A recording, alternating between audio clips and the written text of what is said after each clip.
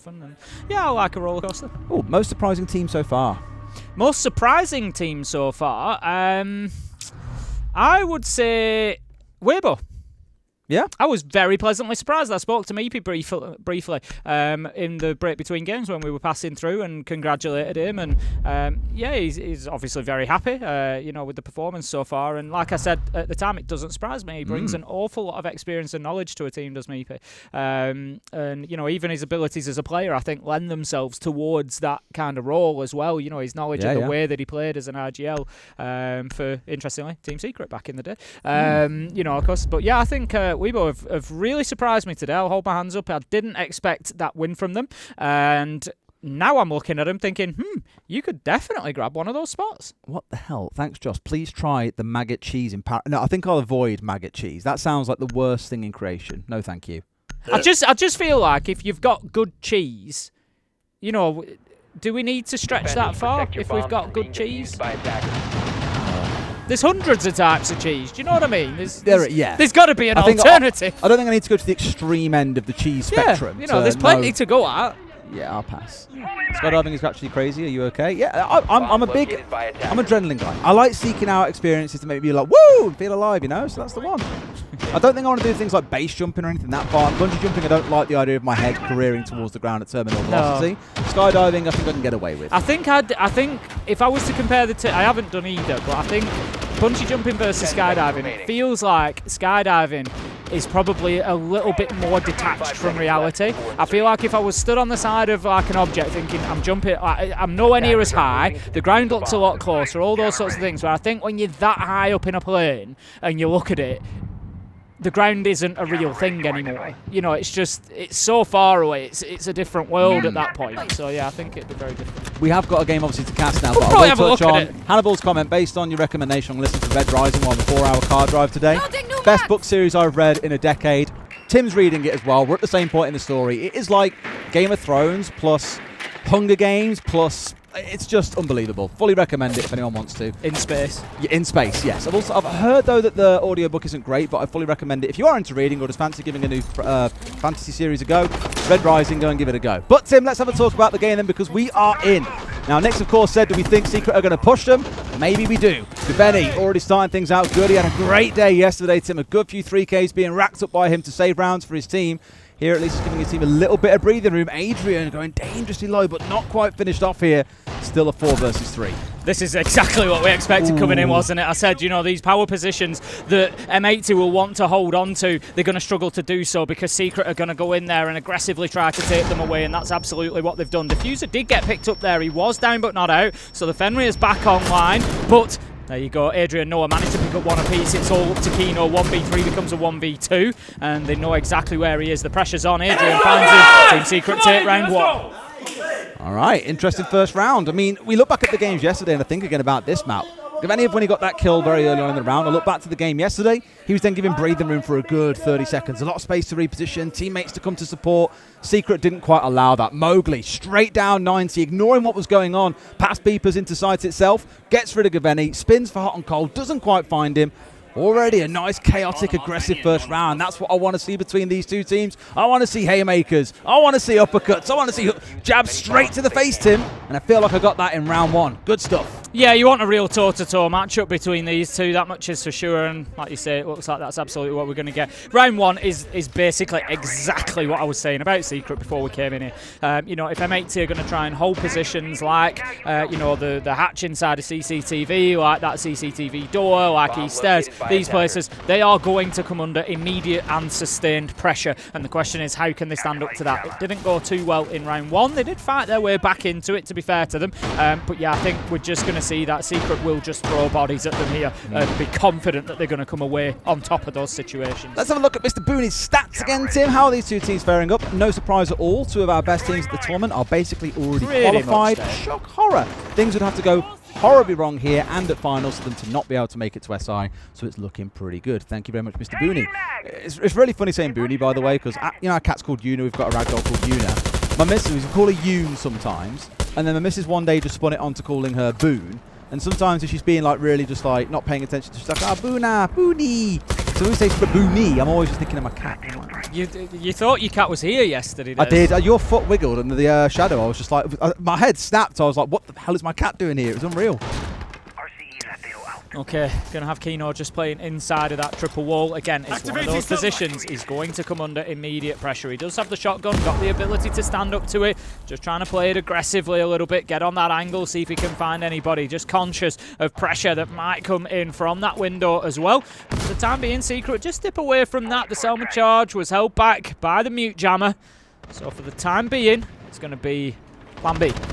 The thing about Secret that I think catches a lot of teams off guard, and there's not too many teams around the world that do this, and it might surprise you, is the ability to go from being really slow in a round to suddenly really, really fast. And that tempo switch catches teams off guard when they're sort of settled in, waiting to find out what happens, and then suddenly it's like there's a steam train smacking you in the face. It's horrible to deal with. And so that's what I think a bit in the last round. You know, M80 got caught out by that. Secret, at least at the start of this round, have taken things that little bit slower. They aren't rushing the way through. They've got the air jabs down. They've used their Roteros. That first minute and a half or so has been much more about the setup here. That's a freebie for Doom as he's gone on the hunt and found one. Almost kind of gets the fear of his opponent there and backs away from Metal, but turns towards the one inside a bathroom. Modi gets shut down by Kino too. 2 kills actually going the way of M80 here, Tim, before settling on a 3 versus 3. Still 70 seconds to go. Kino's actually done a great job there. So when this wall was opened up that we saw in front of us, the triple wall, he dropped hatch and went into bathroom, and I thought, oh, you've kind of cornered yourself there. But he's actually come away with a kill and wasted like pretty much half of the round. It was about 1:30 by the time that he died. So that's not too bad at all. We found ourselves 3 versus 3, but now Secret in a position where they're going to have to start rushing. As you said, you know, they do have that ability to just speed up, to increase the cadence and to get themselves into the positions that they need to be, but it is risks that are inherent with that when you have to do so. Gaveni manages to pick up Savage, and that's what I'm talking about. You will start to offer up opportunities to the defenders. He's going to get tagged out here as well. Maybe a shot from below to come on through if he can get underneath him. But one thing we've seen players on M80 do well so far this round is dodge around the verticals. Nades haven't bothered them. But Adrian onto 4 kills so far in the game. He was saying on social media earlier that he didn't have the best day yesterday, but hits the final 3 in the round. That's what you want to see. Nice. He better comes out after round. Like it's so free that you just get to these castles there and make it so fast. Like we're being too slow with this kind of stuff. Okay, interesting. The speed of the round was something that we picked up on there, that they were a little bit behind things and they were having to take those risks. But Adrian getting in there, beautiful 2 kills at the end, and that's the problem when you're playing against a team like Secret. They can just turn it up and go big. Let's see if we can hear Fabian. I doubt we can, but we'll try.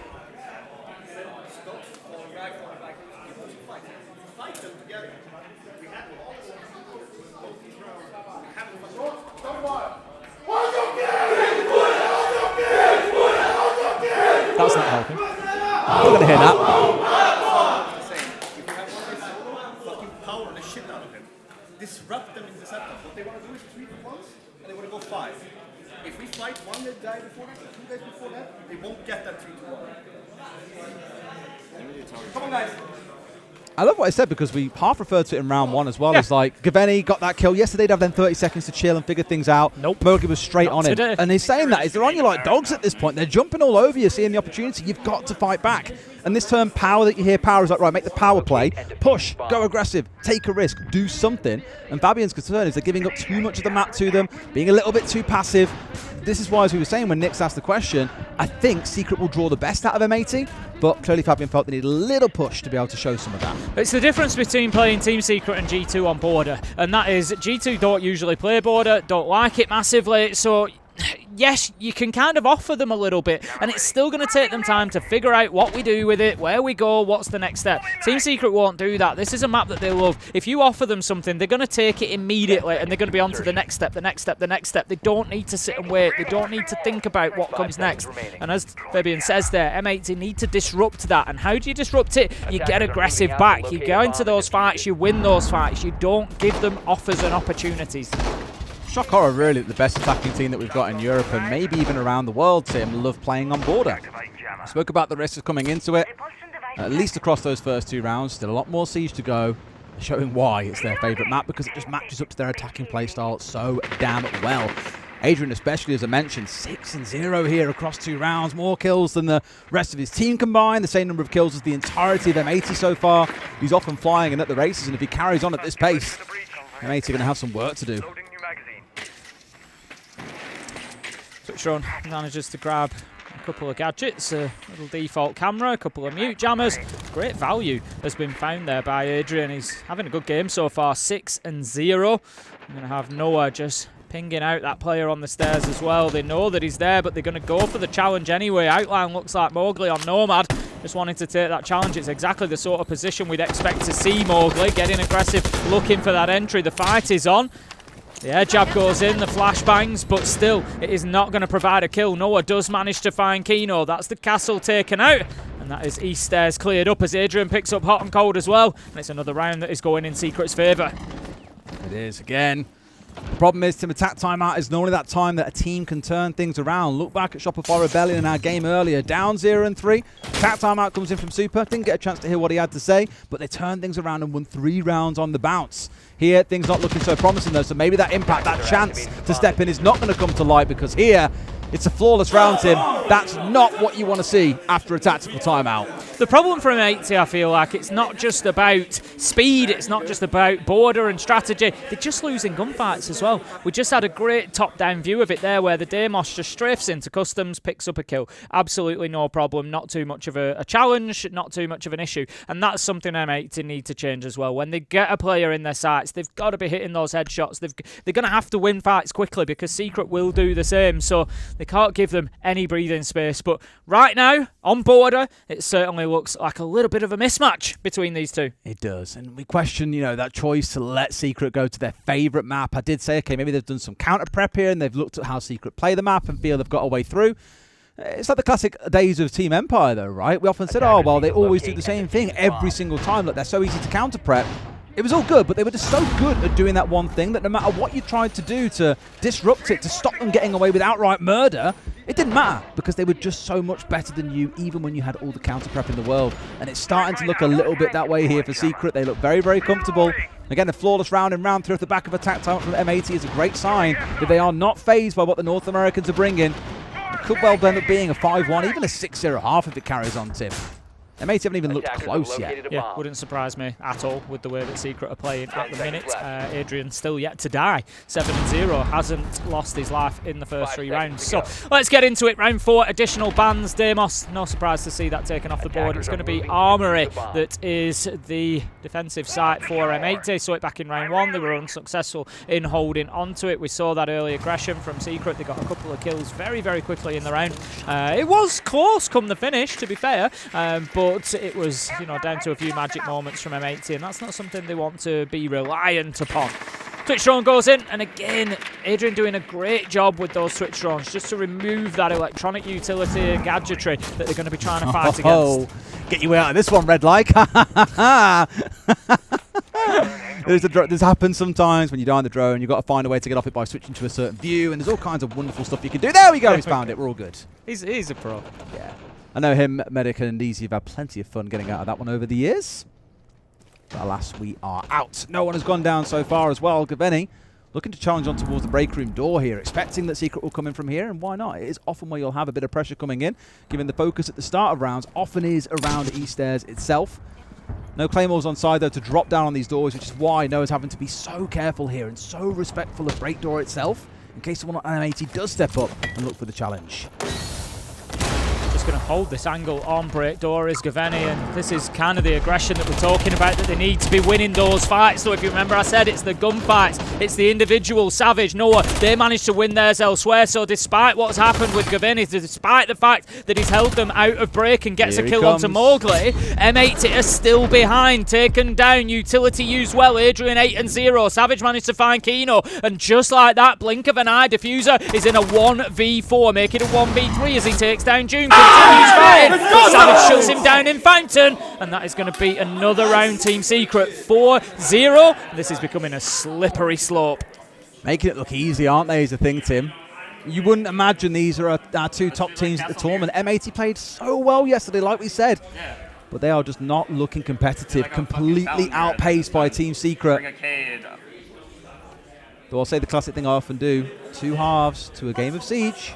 I know Secret can defend. It isn't as good as their attack, and that may be where M80 finds some success on this map. But if you're going into that second half 6-0 down, I'll say the same thing that I always do, Tim. M80 have to be right every single time. Secret only have to be right once on the defensive half. That's it. You know, you look at it and it doesn't matter what your defensive record is realistically when it's such a high map preference for you as Border is for Secret. You need 1-2 rounds. You'd expect them to pick them up, even if it's just a case of defending top floor twice successfully. But there's 2 rounds before we get to that point. M80 will be on the defense for the next 2 still. It's going to be that top floor site once again, Armory and Archives. They've just been kind of ineffective, really, at stopping Secret getting into the building. We saw a good effort from Gaveni last time, playing onto that break room door. But, it's like I said, he's got to get that kill. He had an open shot on the Lion. Those are the sort of opportunities that you get at this level. You know, yeah, it might not have been an easy opportunity, but you know what? He's a great player, so he should be hitting those shots. And that's something that I've not seen from M80 so far. They need to be more clinical. They need to be lethal, just like they were yesterday. Really interested to see how this round plays out. We heard Gunnar kind of suggesting it as well during the when the cams were up on screen before the round started, that he was going to pick out a Kaid, and we've gone for a very, very defensively heavy setup here. Not looking to be crazy out on the roam, but instead you've got a lot of lockdown. 2 architects on side, in Mira and Castle. Of course, got the Kaid to make sure walls can't be blown open by an ace, for example, and as well as mute jammers to keep things even slower. They're really looking to slow down the pace of the game, maybe realizing that right now they can't rise the Secret's pace, so the best thing to do is to bring Secret down to theirs. So much utility here for Secret to burn through, as you say, just being done for exactly that reason, just to slow things down. Nitro ready to go from Kino over the top of Archives, will send it out, does not catch anybody. It's actually over the top of Office Wall, sorry, into that corridor. Does not get the job done though. Office Wall now gets opened up by Secret. We've got the slow march of Savage on that Monty, looking to push through. Will start to take ground. He's got a mirror window to deal with. As soon as he knows that his side is clear, he will likely go up and smash that to prevent it being of any use to Kino inside of Fountain. But he's going to need a bit of it. In fact, he's going to put the Selma charge in instead. I like this. Yeah, I mean, it's a good way of doing it. It will force the mirror out and give them a much larger opening too, because it opens up the bottom and also removes the mirror window from above. Also putting the focus directly in towards a classic ranked opening here, probably going to get opened up too and give Mowgli a wonderful line of sight the whole way through.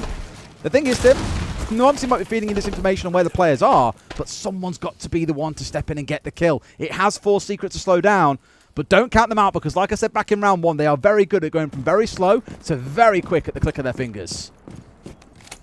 Mowgli just on a little bit of a rotate there.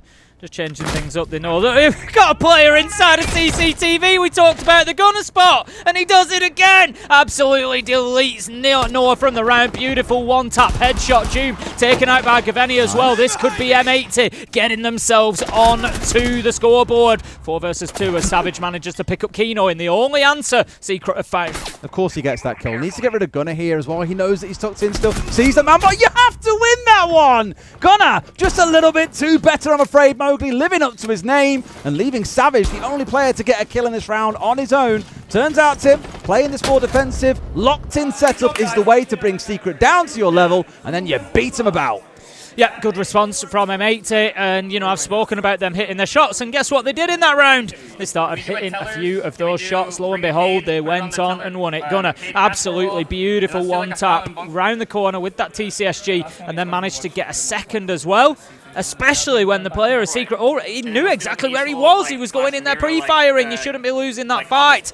But M80 have just managed to sharpen up a little bit in round 5. Yeah, you can. To lock in for their last attack then, Tim.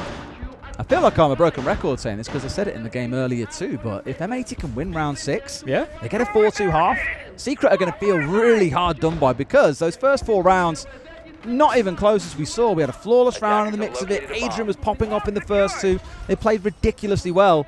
M80 have maybe found it and cracked the code here, because they're going for a similar solo lineup here. The Kaid once again, the mirror on side, the mute to try and slow down the other side.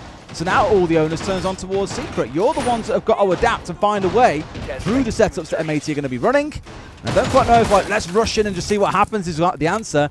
Maybe they don't either. In fact, as I say, that changed off the Flores, who typically suggests you're going to see a bit of a slow start. They might just go for it with how things are lining up.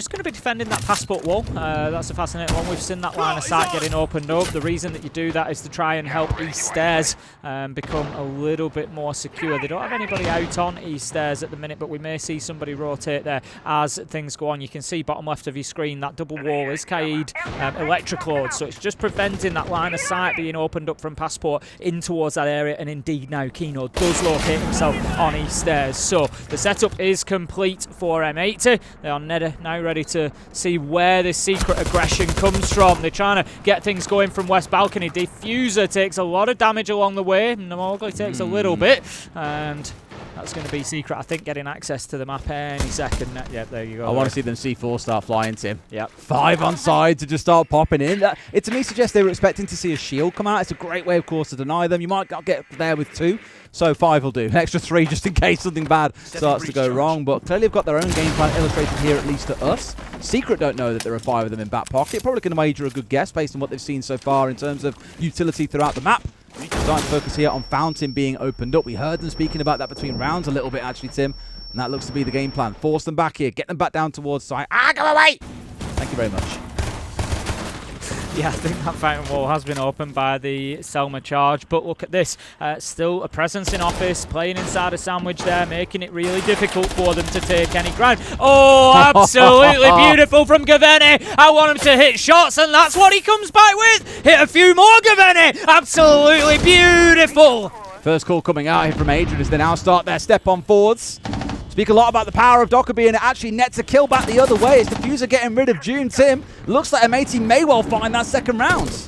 Yeah, they've figured out this secret attack. Maybe a little bit too late. They'd have preferred better than a 2-4, but still, they will take it. Adrian manages to peek around the corner, picks up hot and cold, though. Only 1 death to his name so far. Inside of 6 rounds, 9 kills. Nearly gets the second, but Kino is there to hit him with the 1 pump from the shotgun. That leaves us now 4 versus 2 advantage M80. They've done really well to turn it around in these final 2 rounds here, Tim. And what I love is it hasn't taken a timeout from Fabian to get involved. They figured this out by themselves, and that's what I love to see. It's not saying that Fabian's done nothing for them, and what he said during that attack timeout wasn't helpful, but this is what's getting the results. The team are problem solving. Kino getting 1, Diffuser the second, and they do get that 4-2.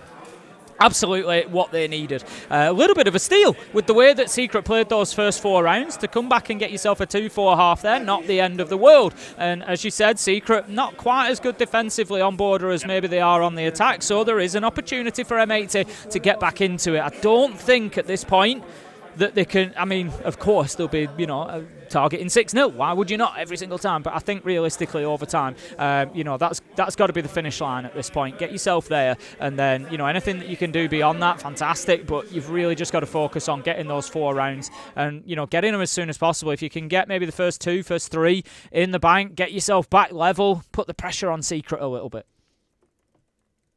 Maybe into bans then, Tim. First one will be the Izami going away, one of those 3 architects that I love speaking about. Maybe a mirror to follow? No, going to be the Fenrir. Interesting, okay. So that's M80 probably more than nothing else to me saying that we don't want to find ourselves impeded walking into a room, blinded out by FNAT, slowed down, forced to retreat. They want to come at Secret pretty hard and fast. Secret have probably acknowledged that as well, because their 2 bans, to me at least, look towards those execute-focused operators. Ying being the very obvious one. Capital, smokes, fires, you name it, brings a hell of a lot to the lineup as well. So both teams let's try and hinder the other at least with that. We're going to start up on this second floor. We'll see how Secret can do on the defense. I've said their attacks are good, but the defenses look the same. Let's have a look at that lineup. So they've got Adrian on the Wardens, Savage and Doom on the Mute and the Smoke. An interesting combination, so I'm wondering who's going to play East Stairs, if anybody. Given the fact that they've both got the shotguns, I would expect one of them to be playing out there. It could be Adrian, to be fair, on the Warden, but he's setting up break at the minute, so I think he's probably going to be the one to try and hold... Sorry, no, he's in armory. Yeah, I'm really not... We'll see how this goes. We've got Savage kind of heading in that direction a little bit. They're all now manoeuvring to their kind of final positions, but I'm interested to see if they try to hold East Stairs, and if so, who's going to do it. You'd expect one of the shotguns, realistically. Well, you'd hope so, at least anyway, yeah. Let's see how we step on forward then. For now, of course, Doom holding out towards East Stairs. No big surprise there. We spoke to the death about this point as well. It's often the point of ingress into the building for the majority of the attackers. Most teams stacking up 3 or 4 players to ensure they get control of it and force that player out. So the more time you can waste as the defenders, the more drones, the more utility you can soak, the better. See, of course, how long he gets away with it, though, because there are a good few nades on the side of M80 here they can send in. There's a shield they can rush him down with. You've got Diffuser on the Deimos. It's definitely going to be a rough life for any player out towards this part of the map. Drone just spotting that player inside of office, also the one in the corridor as well. So M80 doing a good job of piecing together exactly what the secret plan is, what the secret setup is. Question is, can they get them moving? The Capitao not being on board is going to make things a little bit more difficult. Always a good operator to deal with areas like East Stairs, for example. Get people moving. Office as well. You know, try and get that little bit of space inside of there. But for the moment, it looks like there's going to be a bit of a coming together inside of CCTV. Kino's just watching, waiting patiently on that Carly. Just to see if there's an opportunity. He gets told exactly where the player is, so he knows which angle to hold now. No one needs to be careful that he doesn't give himself away. I mean, the thing is, Kino knows this. He's just going to disappear outside. And no, Diffuser, you can't be letting that happen. Zoom in with the knife. Forget about spraying him down with bullets. A 5v3. They've taken away 2 big hitters as well. Diffuser on that Deimos, hot and cold on the Blackbeard. That's a lot of their sort of entry, their aggression. Okay, I think Mowgli's a little bit keen at him. Oh. It's funny how he just pre-fired over it. I was like, you know where it is. You've seen this laser a million times. I don't think the pre-fire would have made too much of a difference there. Mowgli just giving himself away. Not really what Secret needed, but they will continue to hold on. I think the M80 push on to East Stairs was a little bit disappointing. 2 kills come in. Adrian and Noah managing to find them. That's, you know, one of them on that break room door. That's where the final one comes in. Noah on to Kino. The hold of East Stairs was good from Secret, but a little bit disappointing from M80. I think they just sent 1 player in there. And again, this is, you know, something that we've seen from a couple of teams over the tournament is not always giving enough attention or working as a team to solve problems. We've seen that East Stairs dealt with brilliantly a few times, and usually it comes from a combination of somebody working in underneath, applying pressure from the bottom, holding that angle from passport wall, from passport door, you know, in waiting itself, somewhere like that, and then the pressure coming in from the top. So the player's got absolutely nowhere to go. A little bit of utility usage, maybe a nade, maybe a flash, get in there and clear him out, and that's just not something that M80 really did. They didn't send enough numbers there. They were kind of all hanging around break room door, and they were focused on the player inside of there. Noah was holding their attention, and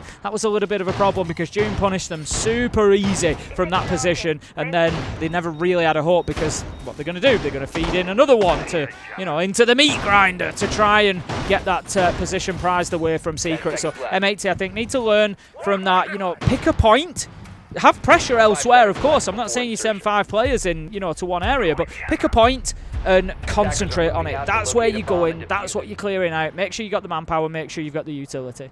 Almost trying to do a bit too much at once is what you're saying. A little bit. Yeah. And it left them 1v1 on East Stairs. Oh, they were stuck with 2 or 3 players all staring at break room door. It's a problem. And as we saw, it looks extremely comfortable over there. Just the one player trying to sneak up on Doom, and he wasn't really bothered by it at all.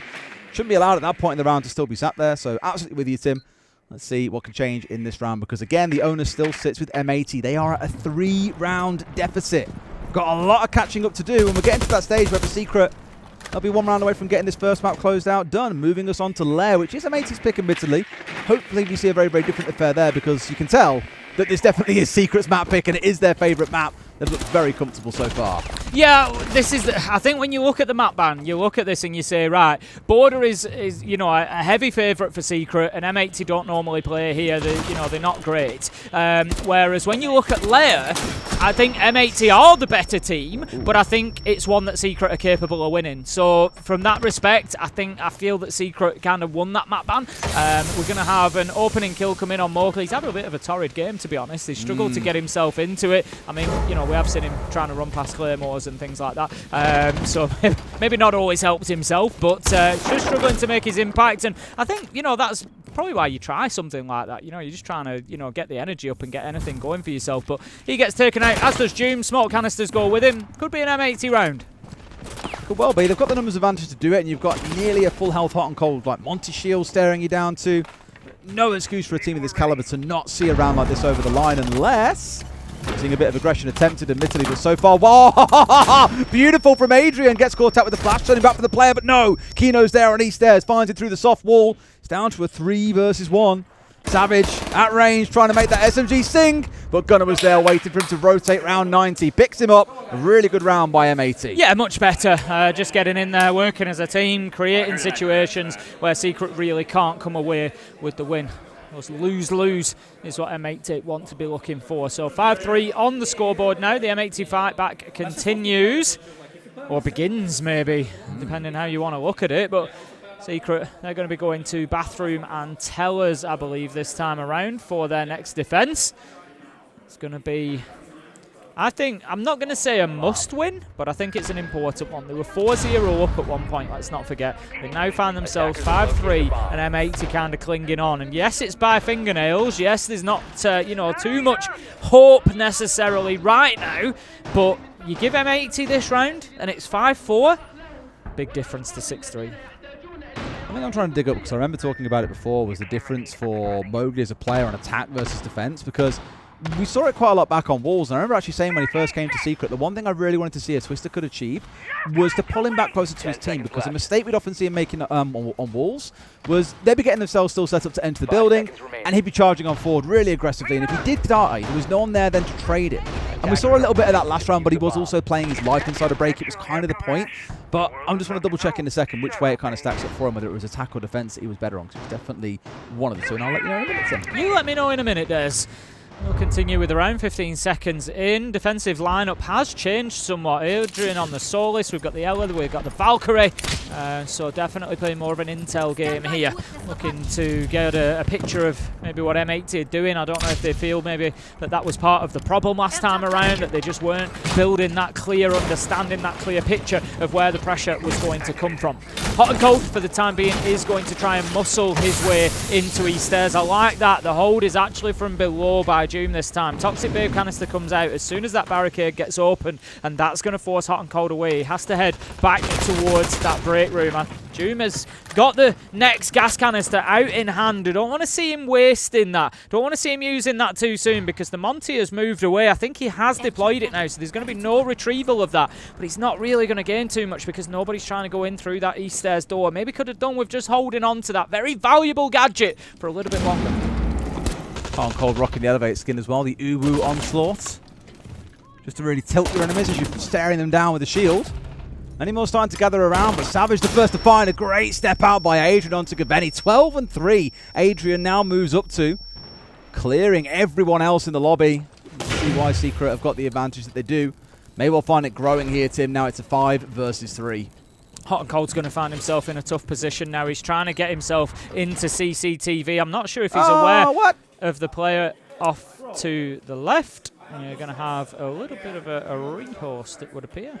We're just going to obviously get that one ironed out, and we will get back in just as soon as we can. Lost communication, apparently, which is why we're going to get that sorted.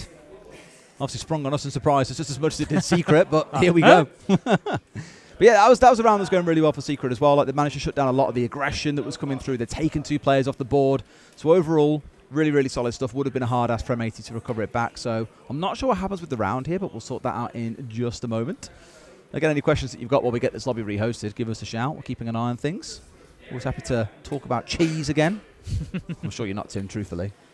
Not much of a cheese guy, as you say. Not much of a cheese guy. No. More of a meat guy. More of a meat guy. What's your favourite meat then, Tim? I love chicken. Yeah. Yeah. Keep it simple. Of course it is. Is that boring? I know that you're a steak hater, is the thing. I'm not a steak hater. You just think it's very mid. I think it's even a great steak is mid. I think I don't know, whether it's the same in all countries, but in the UK it's kind of held up as this like fine dining thing. If you're going out for we're going out for a nice meal and having a steak, like it's just cooked meat. It's not. I prefer something with a bit of spice. I really like Mexican food. I really like Chinese food. I really like kind of any of that sort of food where there's a bit more taste, a bit more flavour, a bit more variety.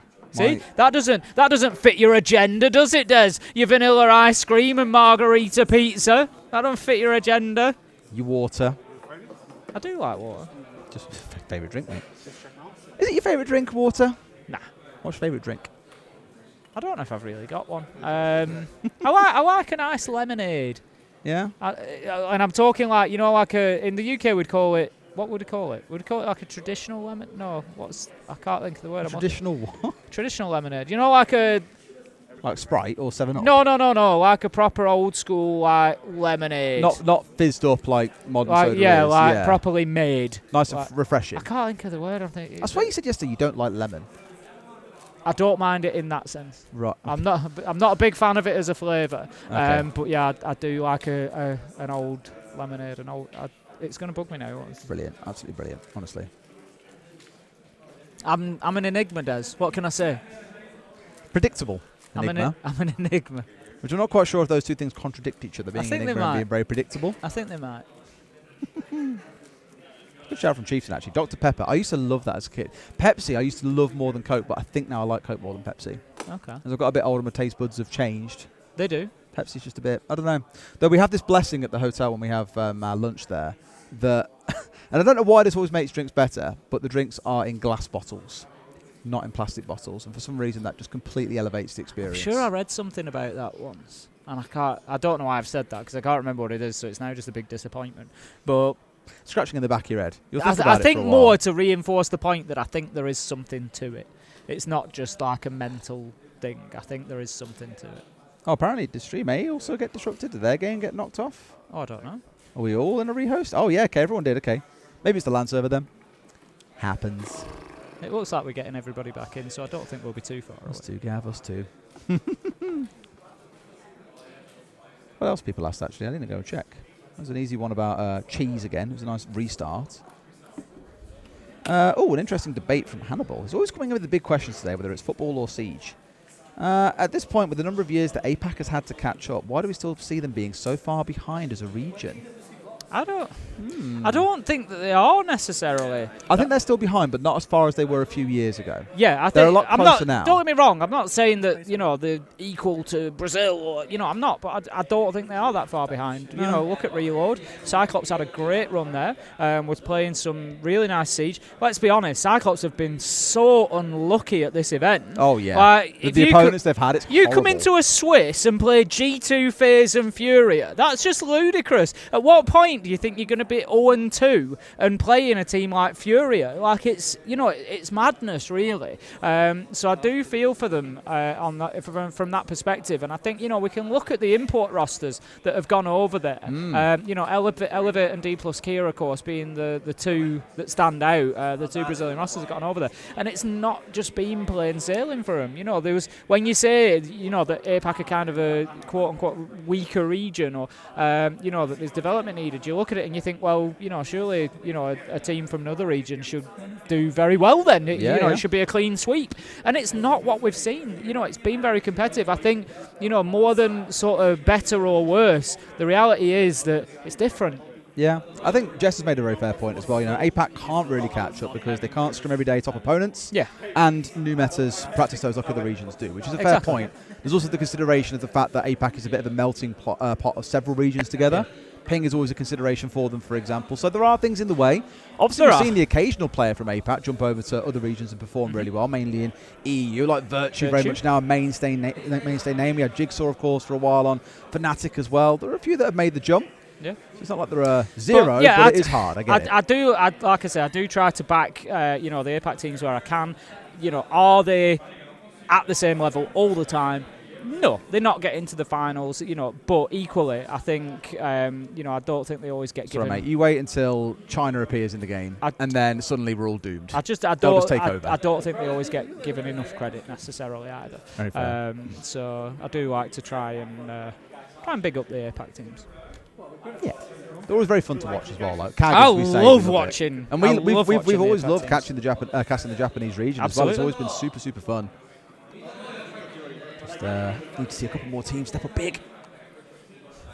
Import more APAC players, you won't be disappointed. Yeah, maybe not. If there's a couple of teams who have tried that, then they might say otherwise, but you never know. You just never know. I think we're about to go back in then, Tim. We are. With a little chit-chat and the little Des and Ace podcast draws to a close, and our game can resume. And yes, as you can see from the score on your screen, the round is not being gifted to M80 because it wasn't an individual player's fault, just our LAN server apparently went down, and so both games on both streams were reset. So we'll pick off where we left off in a 5 versus 3. So a small advantage to M80 there, who looked like they were on course to lose the round. But Bathroom Tellers is going to be where we head to once more. It is what it is. It's the nature of video games. These things will happen occasionally, and the teams just need to roll with that. And it's all part and parcel of your ability to win games, is overcoming those little hiccups sometime. Bathroom Tellers, it will be then Secret. As you say, we're doing a good job last time around. I don't know if we're going to see any Eastairs presence again. I would do if I were Team Secret, given that M80 have struggled to clear that position so far. They've also had some success Secret out of CCTV as well, and so I think, you know, playing those two areas, you know, they're both very valuable areas here on border as well. So I think, yeah, keep hold of them for as long as possible. That's going to prevent too much of an office presence, because you know, you can always rotate round to that area quite quickly from both of those. So yeah, I think just give M80 as many problems as you can to solve, really. Absolutely. More hurdles you put before them, the more chances they might trip over them on their run, Tim. Either way, it does feel like M80 have got something cooking. Admittedly, before the rehost didn't look like they were in that round, but the one prior, which they managed to get over the line, gave them that little bit of confidence that maybe there is a map to be won here. The Secret are certainly not going to make it easy for them. A couple of trap operators coming along this game, if you could form a Lucy one.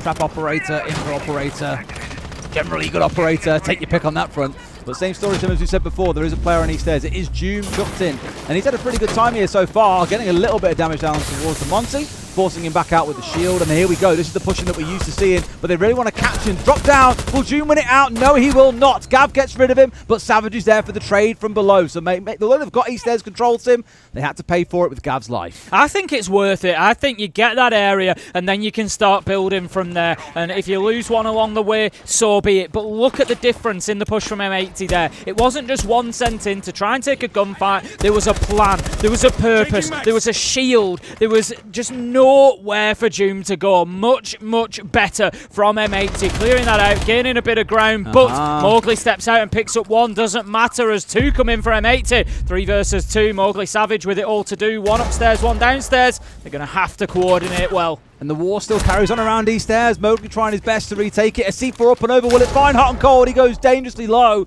but not taken out. The challenge at least stepping up here towards Eastairs. They've got the ping on him, Tim. He knows exactly where he is. Pre-fire it, my son. That's a freebie for Savage. Down goes Diffuser. Well, down goes Diffuser and elsewhere, Tim. Not the player this time round, the actual case. Gets another freebie here. Oh my god, they've gifted it to him, Tim. What the hell is going on? A 3k for Savage, but he's got to beat Hot and Cold, and that is a big ask. But look at Hot and Cold's health. It's so low. He's on the Monty, he's on the shield. He's going to have to expose himself to stop the plant being denied. This is going to be a real dance of death here. No choice but to go outside of the window. I just don't think he's going to have time here, Savage. He keeps trying to sort of bait him to come off the shield. Is the angle? Yes, there is. Hot and Cold plays it beautifully. Experience coming to the fore there. M80 managed to close it out. Savage did a great job there. Triple kill in the round and almost managed to get that one over the line. But I think the reality was he had to go and physically push that Monty. But with the time remaining, I don't think he'd have had time realistically to do that either. And probably also a good sign of respect towards Hot and Cold there. Like, he knows he could have gone for the shield break to be able to get a little bit of damage down to Hot and Cold, but probably realising Hot and Cold, he ain't going to let that happen, Tim. Savage knows this operator inside and out as well. And interesting, these bans coming on through that we've just seen. Smoke and Monty being taken away. Seen a lot of smoke coming out from Doom, so not surprised to see that one disappear. And of course, Savage knows how these shields work, but is also sick and tired of seeing Hot and Cold on it. Away goes the Monty straight into a secret tack timeout. Can't really hear what they're saying though, unfortunately, this time round. Twister keeping that one under wraps. We saw Twister before the game. He seemed his usual happy self, ready. He was very jovial, wasn't he? He was ready to go and compete. I've long admired him as a coach. I've watched him since his Furia days. There's going to be people saying, what? Twister coached Furia? Yeah, all the way back when, end of 2020. They lost every single game in SAL that stage. And that is how far they have come. They were one match away from being relegated from Tier 1 Siege. And Twister used to, bless him, because he was English speaking, he used to come on our interviews every week, win or lose, which was always lose, unfortunately for him. But he used to come on and he'd give us his time and he'd explain what was going on in the team, and he used to say to me, you know, we're going to get to SI. And for a team that was losing every game, you're kind of thinking, yeah, right then.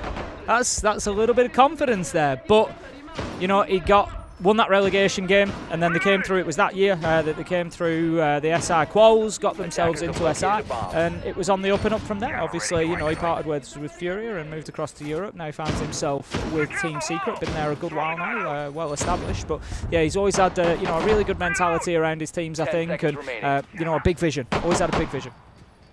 And a big vision that right now is rewarding, of course, within EWC. Looking to be one of the top teams in the world. That's literally why they're in this game now. If they win, they find themselves going through to the playoffs. Looking pretty damn good for Twister and the boys. But M80 has started that fight back here, Tim. And that last round for me is always a key one. Like, you and I have spoken historically about round 9 and the importance of it, because the attackers win. They're up to 6. Well, those that are in the lead, win. They're up to 6-3. That is a big ask for the other team to get 3 rounds in a row to come back. Now, as you've seen M80 win it on the other side of things, they're within 1 round striking distance. You can kind of afford to lose this one and ride on winning the next 2 to send it into overtime. So I'd say actually the North Americans are looking in pretty good stead here so far, Tim. And hopefully in this round with double shield coming through, ban away the Mon team, will send 2 more straight at you. They've got the same kind of game plan they can keep rolling forward with, because it is working. Yeah, I'd agree with you. I think that M80 do. I said, you know, a couple of rounds ago, I said if they can get that, you know, let's not forget they were 4-2 down. They now find themselves only 1 round behind, fighting back, and this is Secret's best map, and you'd have expected them really to probably push on and win it by now, but they just seem to have had a little bit of a wobble, a little bit rattled by the North Americans here on defense, and how are they going to deal with those 2 shields? Just having a look, they've got 1, 2, 3 Nitros, 1 impact nade. That's going to get thrown out, so no impact nades remaining. Nitro is going to be deployed as well. They need to make sure, and we just hear it there. If you were listening carefully, you'll have heard it being shot out. They need to make sure that they leave themselves something to deal with this shield threat. Mowgli has tried so many times to make plays like that and just been completely shut down, whether it's the run out, whether it's attempted swings. There is always an answer, and that's a bit of an interesting trade going on here, but they're still finding the kills. Hot and Cold might be down, but it's still man advantage to the North Americans. The fight continues, but they're going to hop in through the window. Kino just deciding an alternative angle was needed. Nitro goes out, unsuccessful. They haven't been able to use that utility sufficiently, haven't Secret, to just prevent this shield problem. The 1 Nitro kill they got was onto the Twitch, and it has left both Hot and Cold and Kino to terrorize them from there on in. It's all up to Noah. 1 versus 3. Gavene, Hot and Cold, both low health. So you're against 2 shields. It's not impossible, but it is very difficult. Very, very difficult, Tim, absolutely. Very unlikely. Try what we can do on a south side run out, but that just invites the 2 shields to push deep in towards site. Trying to line up, there's at least 1. Noah getting rid of his man.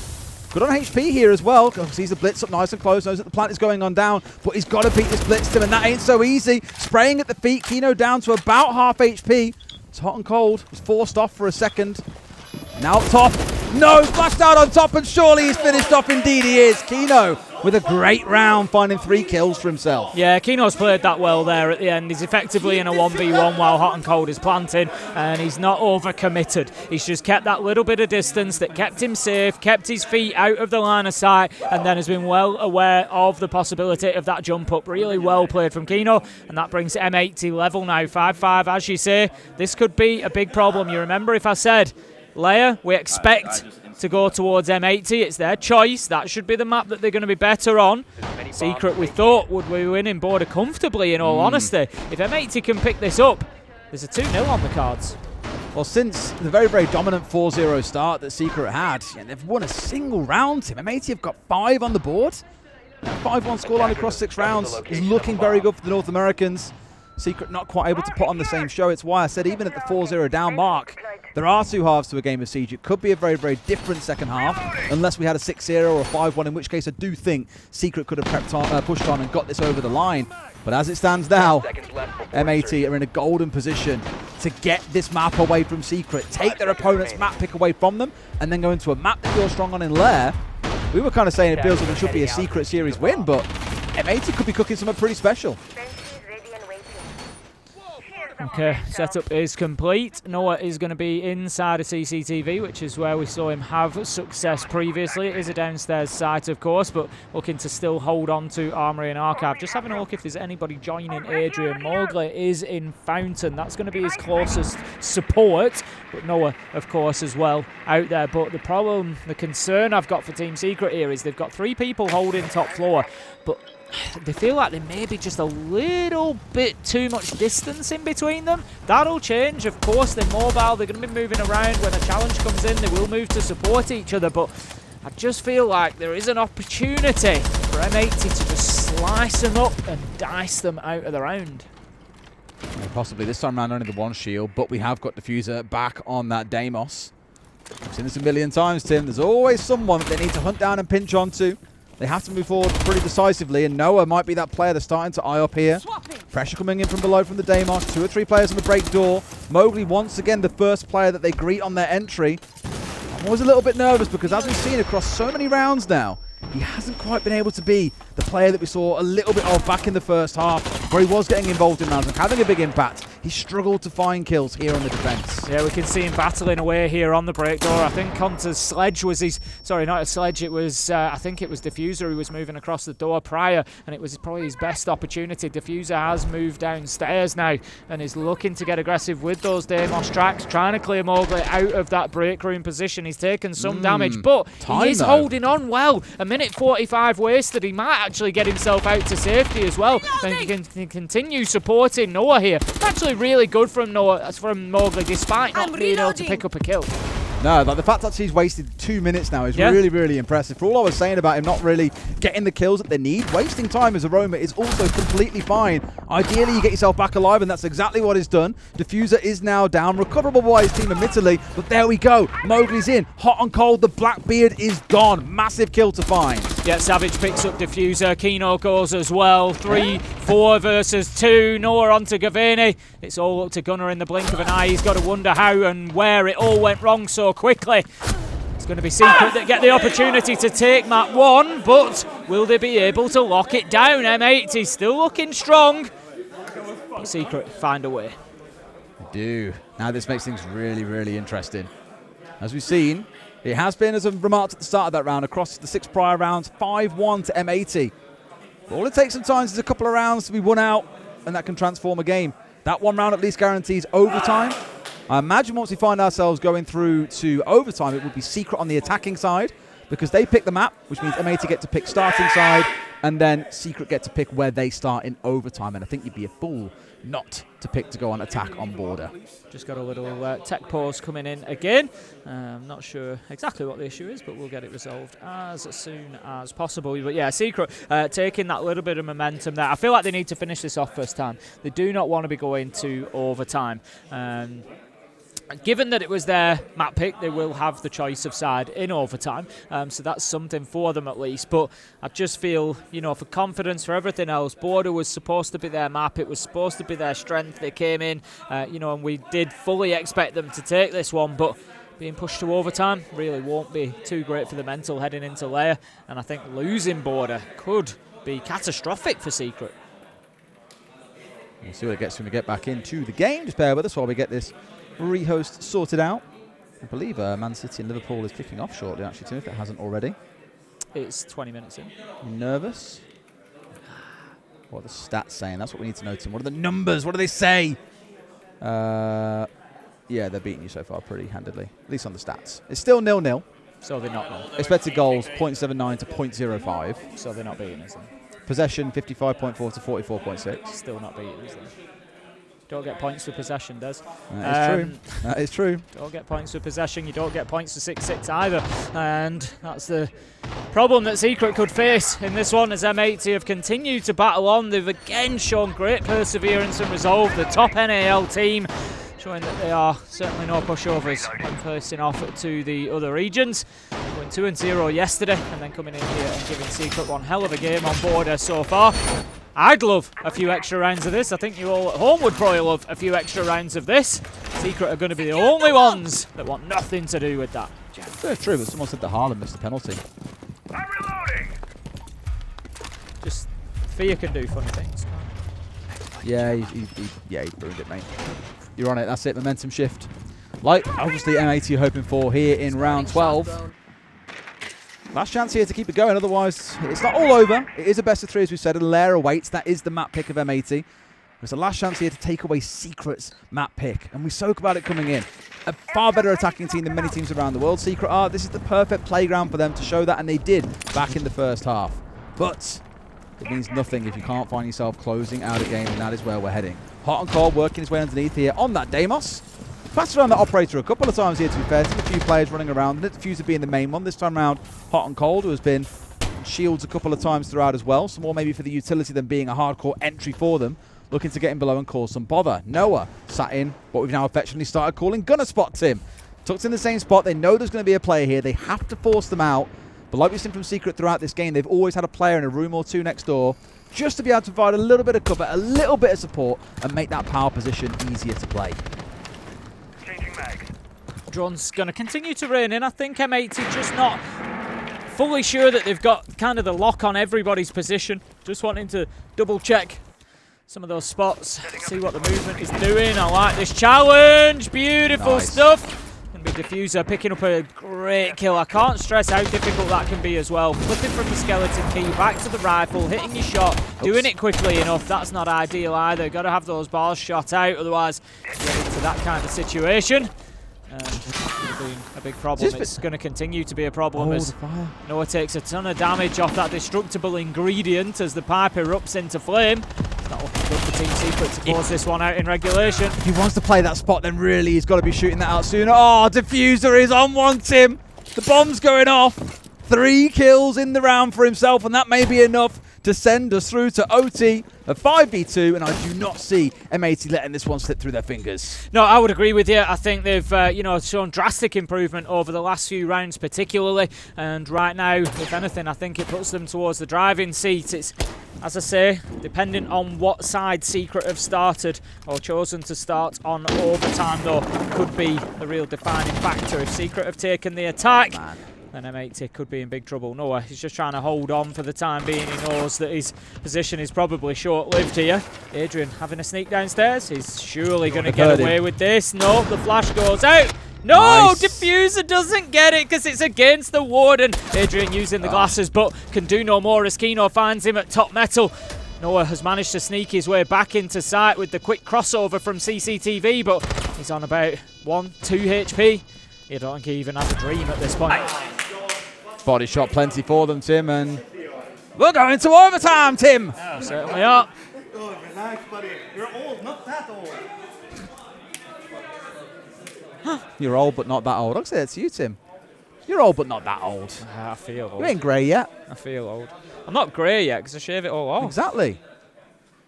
No one will ever know if you're grey if you just shave it off all the time. I'm not, to be fair. Ooh, M80 are on the Okay, what's happened there? Did Secret really pick to go on defense in overtime? Like, no. I need to go and check this one out, Tim. I'm inspecting. I mean, I'm assuming that's the way that it's gone because Secret have picked the map, so normally M80 would pick the start inside. And Secret then choose the overtime. Yeah, I've just had it confirmed that they did pick to choose on defense. Start on defense, sorry. That is interesting. So both teams chose to start on defense then, which surprises me for Border. I think they might end up ruining that decision in the next couple of rounds, to be honest with you, Des, because M80 have had such good momentum on attack. Secret have, only won 2 of those defences. They've won top floor once, lost it twice, and they're going back there again now. They've got to find an answer. They've got to do something different. Interestingly, though, if we have a look at the 2 wins that M80 have had, one has been with shields, one has been without shields. This time they have chosen to go without the shields. Very much like they did back just in round 12. They're looking for a rinse and repeat. They're looking to, go down the same road again. Noah is setting up. He's on the castle this time. He was on Ella last time, but he is setting himself up in that same spot. It was a little bit ineffectual last time. I think M80 did a good job of kind of circumventing those key defensive areas that Secret had set up, and if they're able to do the same again, M80 might just walk away with a little bit of a bonus.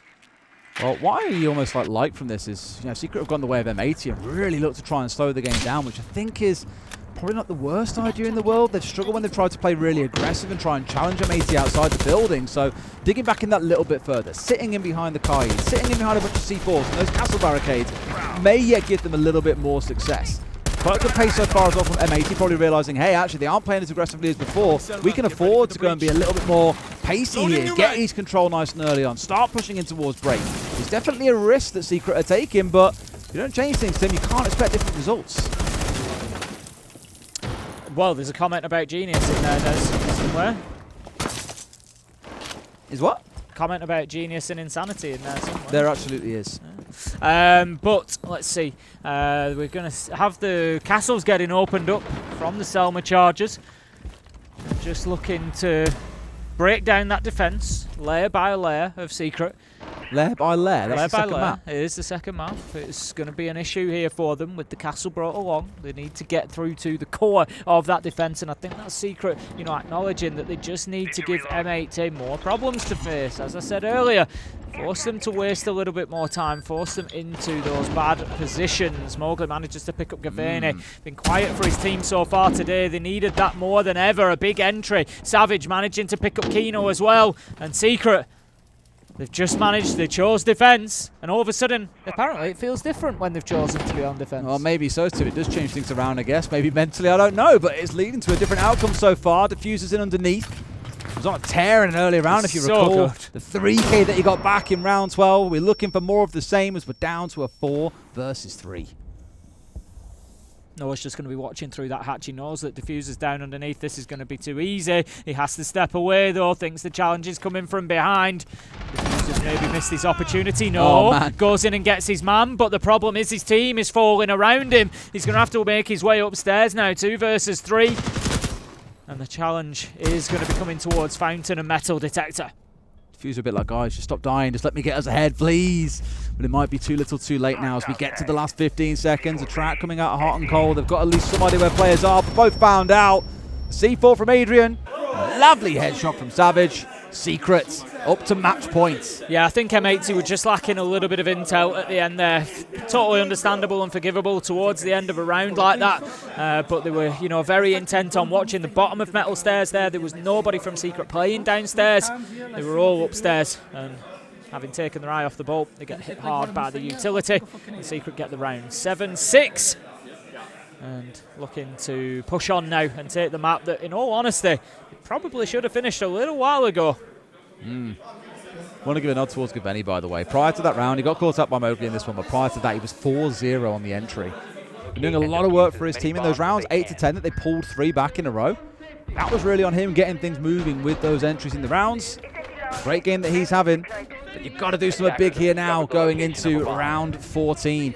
And as we saw in those first 4 rounds of this game, Secret were excellent on the attacking side. M80 only managed to find a solution by slowing things down, playing Kaid, sitting behind castles, that kind of thing. In this round, they're going completely the other way. We're seeing a Solus on site. We're seeing the FNATs coming out of the Fenrir. We've got a Vigil from Kino of all things too. They're looking to take the fight towards Secret. They don't want to sit back, and I think Secret have realised that, Tim. They're in towards things like the Glaz. They've got the Blitz on side. They just want to rush their pants off here, knowing there's not a hell of a lot of utility that can stop them on site. Yeah, the Lion as well. It's all Dear, oh dear. Yeah, it's all going to come together. We know exactly what this is going to look like. You hold on to that E1D, and then you just get that forced out as Adrian goes in. Again. Oh no. I said 7-6, you see. I see chatter enjoying it again. Yeah, I thought they might. They love it. Yeah, you know, you get the E1D scan going. Adrian rushes his way in, gets aggressive into the faces of the defenders. I think that's likely what we will see, but Secret just wanting to get themselves into position before they look to get so aggressive. June's just going to set himself up in Passport. They're opening Passport wall. I think that's the Selma we're here. We're have a smoke going off, but it's going to be Mowgli who gets taken down first. Adrian's likely to get a plant off here, though. This is a real sort of sneak attack. Cover. Savage on the cover, and now they just need to hold on. It's a 3 versus 3. Okay, 3 versus 2. Recoverable, but they've got to get rid of these players, Tim. They're trying for the office run out. Upside down is Noah, waiting to see who comes exploding on forwards. As long as they manage this well, this is theirs for the win. They've still got another Lion scan available to them as well, Tim. It's looking pretty dire for the defenders, who have got to pull off some real magic here. Yeah, that Lion scan was just brilliantly used. I think we will see another one coming in as soon as it's online. If it does get there in time, this is a big, big run out. They'll know where he is. They've jumped themselves over. Gunners on the diffuser. Is there anything they can do about it? I don't think there is. What a play from Kino, but Noah's there! Noah's there! And Team Secret are going to take map 1! They did their very best, Tim, and they came damn close, but Secret, they take their map pick, which means Lair could be where this gets settled, unless M80 can win it, in which case Cafe awaits in map 3. Yeah, I think, you know, that was the expected outcome for Team Secret, Border being one of their favourite maps, but again, we've got to give the nod to M80. What a performance they've just put in there to take them the distance. 8-6 in overtime it takes for Team Secret to get that win. M80 really battling hard. Like we were saying, the outcome was what we expected. I think the method of the journey to get there was not. M80 most definitely are not out of this one yet. It's going to be really exciting to see how things shake down on Lair. You'd arguably give it to M80, but you just can't guarantee anything, can you? No, it's like I said, Border we look at and we think definite Secret favourite. Lair, it's M80 are the better team. They are the better Lair team, but I look at it and it feels like that gulf is just a little bit less, and so there is an opportunity for Secret to turn that over, but we can have a look at our stats there. 30 kills between Savage and Adrian, and that makes it difficult for anybody else to be getting in on the action, as we can see. But look at the side of M80 as well. 28 between Kino and Diffuser. Big match for Kino. I thought he'd got them back at least to round 15 there at the end with that long, big run out that he came around, but couldn't get it done for his team. What a matchup we've just seen. Yeah, didn't quite have the vertical cover to be able to stop the player on high from getting rid of them in time, but it was a good effort at least, and that is what gives me hope for what's stepping to be map 2 as well. Lair, as we said, it is their map pick. But Secret are no slouches there either, which is what makes me a little bit nervous. It could be a 2-0. It's not tournament over for M80. If that is the case, they go on to fight on tomorrow. But let's go to a break. When we come back, we'll find out what happens. See you in a few.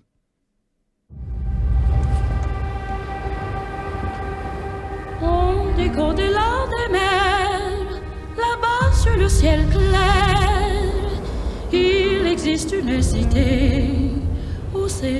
Despite holding an angle, JV finds a kill. He's on the scoreboard, boys. First kill in 8 rounds for JV, by the way. And very importantly, if they're going to be very slow and they don't get this kind of pick, the clash, mirror window, and my magnets could be troublesome. By getting this kill early, you have numbers advantage, you buy a bit of time on the clock, and you get that confidence boost.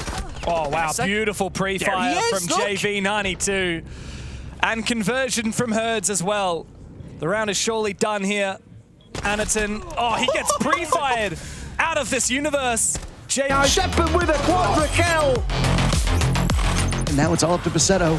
Basetto slaughtered by Shaco. I don't even think he knew what happened. And Philippe wants it. Genius! Steal that round for Furio! Are you ready for this? Bango, are you kidding me with a third getting taken down? And then the drop right below, and it's just in the face! Penta are going to the grand final! This could be difficult. If the swing Mason a second. Mason a third. Ryder. Oh my God. Wow.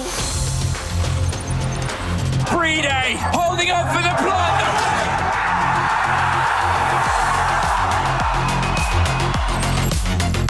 It's a 1v5. Attackers. They had everything going. 1v5.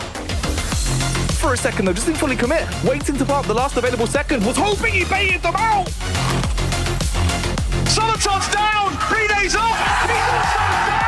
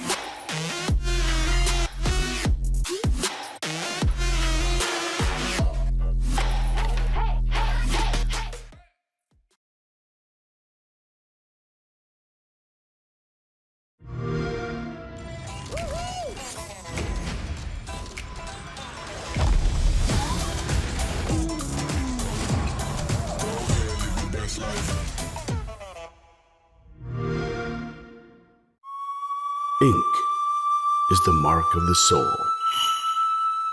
Dragon, tiger, imprints of power and boundless ascents. If fate's dumb enough to stand in my way, I'll paint over it with my own damn hands.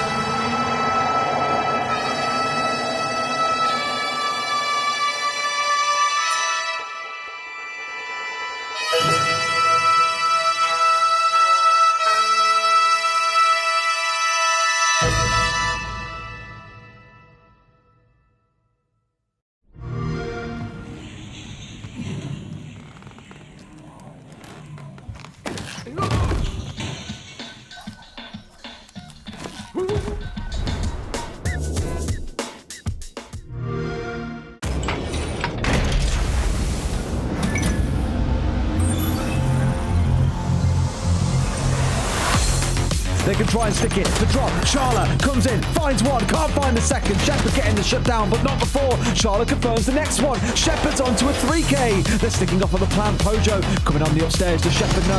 He must know. Don't look away now. Shepard with a quadra kill. That's the way you clutch a game out, ladies and gents. A huge gamble by Raza Company Academy. Shaco is just, he's somewhere else sometimes. He and Usus making quick work of the remaining defenders on site, and now it's all up to Paceto. With the UMP, no deaths to be had. 2 kills to his name. Paceto slaughtered by Shaco. I don't even think he knew what happened. Over towards default. Big kill for Nate. Shuts down Shaiko. And suddenly, it seems like Furia might just have numbers, but they've lost a couple. And Philippe will see. Just a bit of damage, just setting them off. Just for one, and Gohan will go down. No more IQ. Experience the second Astro down the floor. Baringa, are you ready for this? Yes! Baringa, are you kidding me? With a third getting taken down. And then the drop right below. And it's turned into the face. Bangu! Shaiko is going off tip. Finally finds himself down now. Usus has got a clutch up big. This could be difficult. The Blitz just having to make a choice here, Handy. Let's see if the swing. We just need to. Well, that was your voice, I swear I heard then for a second. It's my Tim. voice and my skin. Your skin? Did you get to design it? I didn't, but it is there based on my line and the play. If I could design a skin for you, it would obviously be just a big, massive bald head. Of course it would. Let's get on with the game. Yeah, should we look at the veto again? We are going into Lair, but let's show you guys what's going down as well. We've just played Border. It was an 8-6 win to Secret. It was their map pick. The second one, as we said, is Lair, and then Cafe awaits, if we need it, right at the very end. We had questions about Border and how for Secret it's their favourite map. They're a very aggressive attacking team. It's always a risk taking them to that map, and that's exactly what it proved to be. Lair, certainly a better map for M80. It's their second highest preference. They've got a 3-1 record on it. Really good defensive win rate. But Secret have also played this map a lot. In fact, over the last 6 months, they've played it twice as much as M80 has. It might not be their favourite map, but they are very comfortable with it. They know the map well. So I'm really hoping M80 haven't kind of just like sleepwalked into a bit of a trap here. Yeah, I think Secret are going to be good. I think M80 will have enough to take us to map 3. I said at the beginning I had a feeling we were going to see, near on 40 rounds or more. We've already started out that way. We've got 14 on the board, so we only need another 26 between these two maps. One more overtime will do. It wouldn't surprise me to see overtime on something like that, but I think that M80 will have enough to get it over the line. We'll find out. They do start things off on the defensive side, Secret on the attack, and what is interesting about Lair is people always want to know, what is the most attacker-sided map right now? What's the most defender-sided? All that kind of good stuff. Lair has very quickly become one of those maps that we see actually being very attacker-leaning. It's quite a surprise overall. Border is actually quite defender-sided across Stage 2, which has been really interesting to observe. So knowing Secret start on the attack in there, all that we said about their prowess on the attacking side, the fact that they start here on a map that they have played an awful lot, makes me think that they could have a surprise for us. You're thinking it's M80? I'm actually kind of leaning towards a Secret 2-0 now, Tim, to be honest. Okay, let's see how we go then. We're going to get into the action, into the good stuff, into the ban phase. And we will see who gets taken away. The bans have felt fairly pedestrian so far for me over the last couple of days. We've not had anything that we've seen, at least, that has been kind of like too surprising or too wild.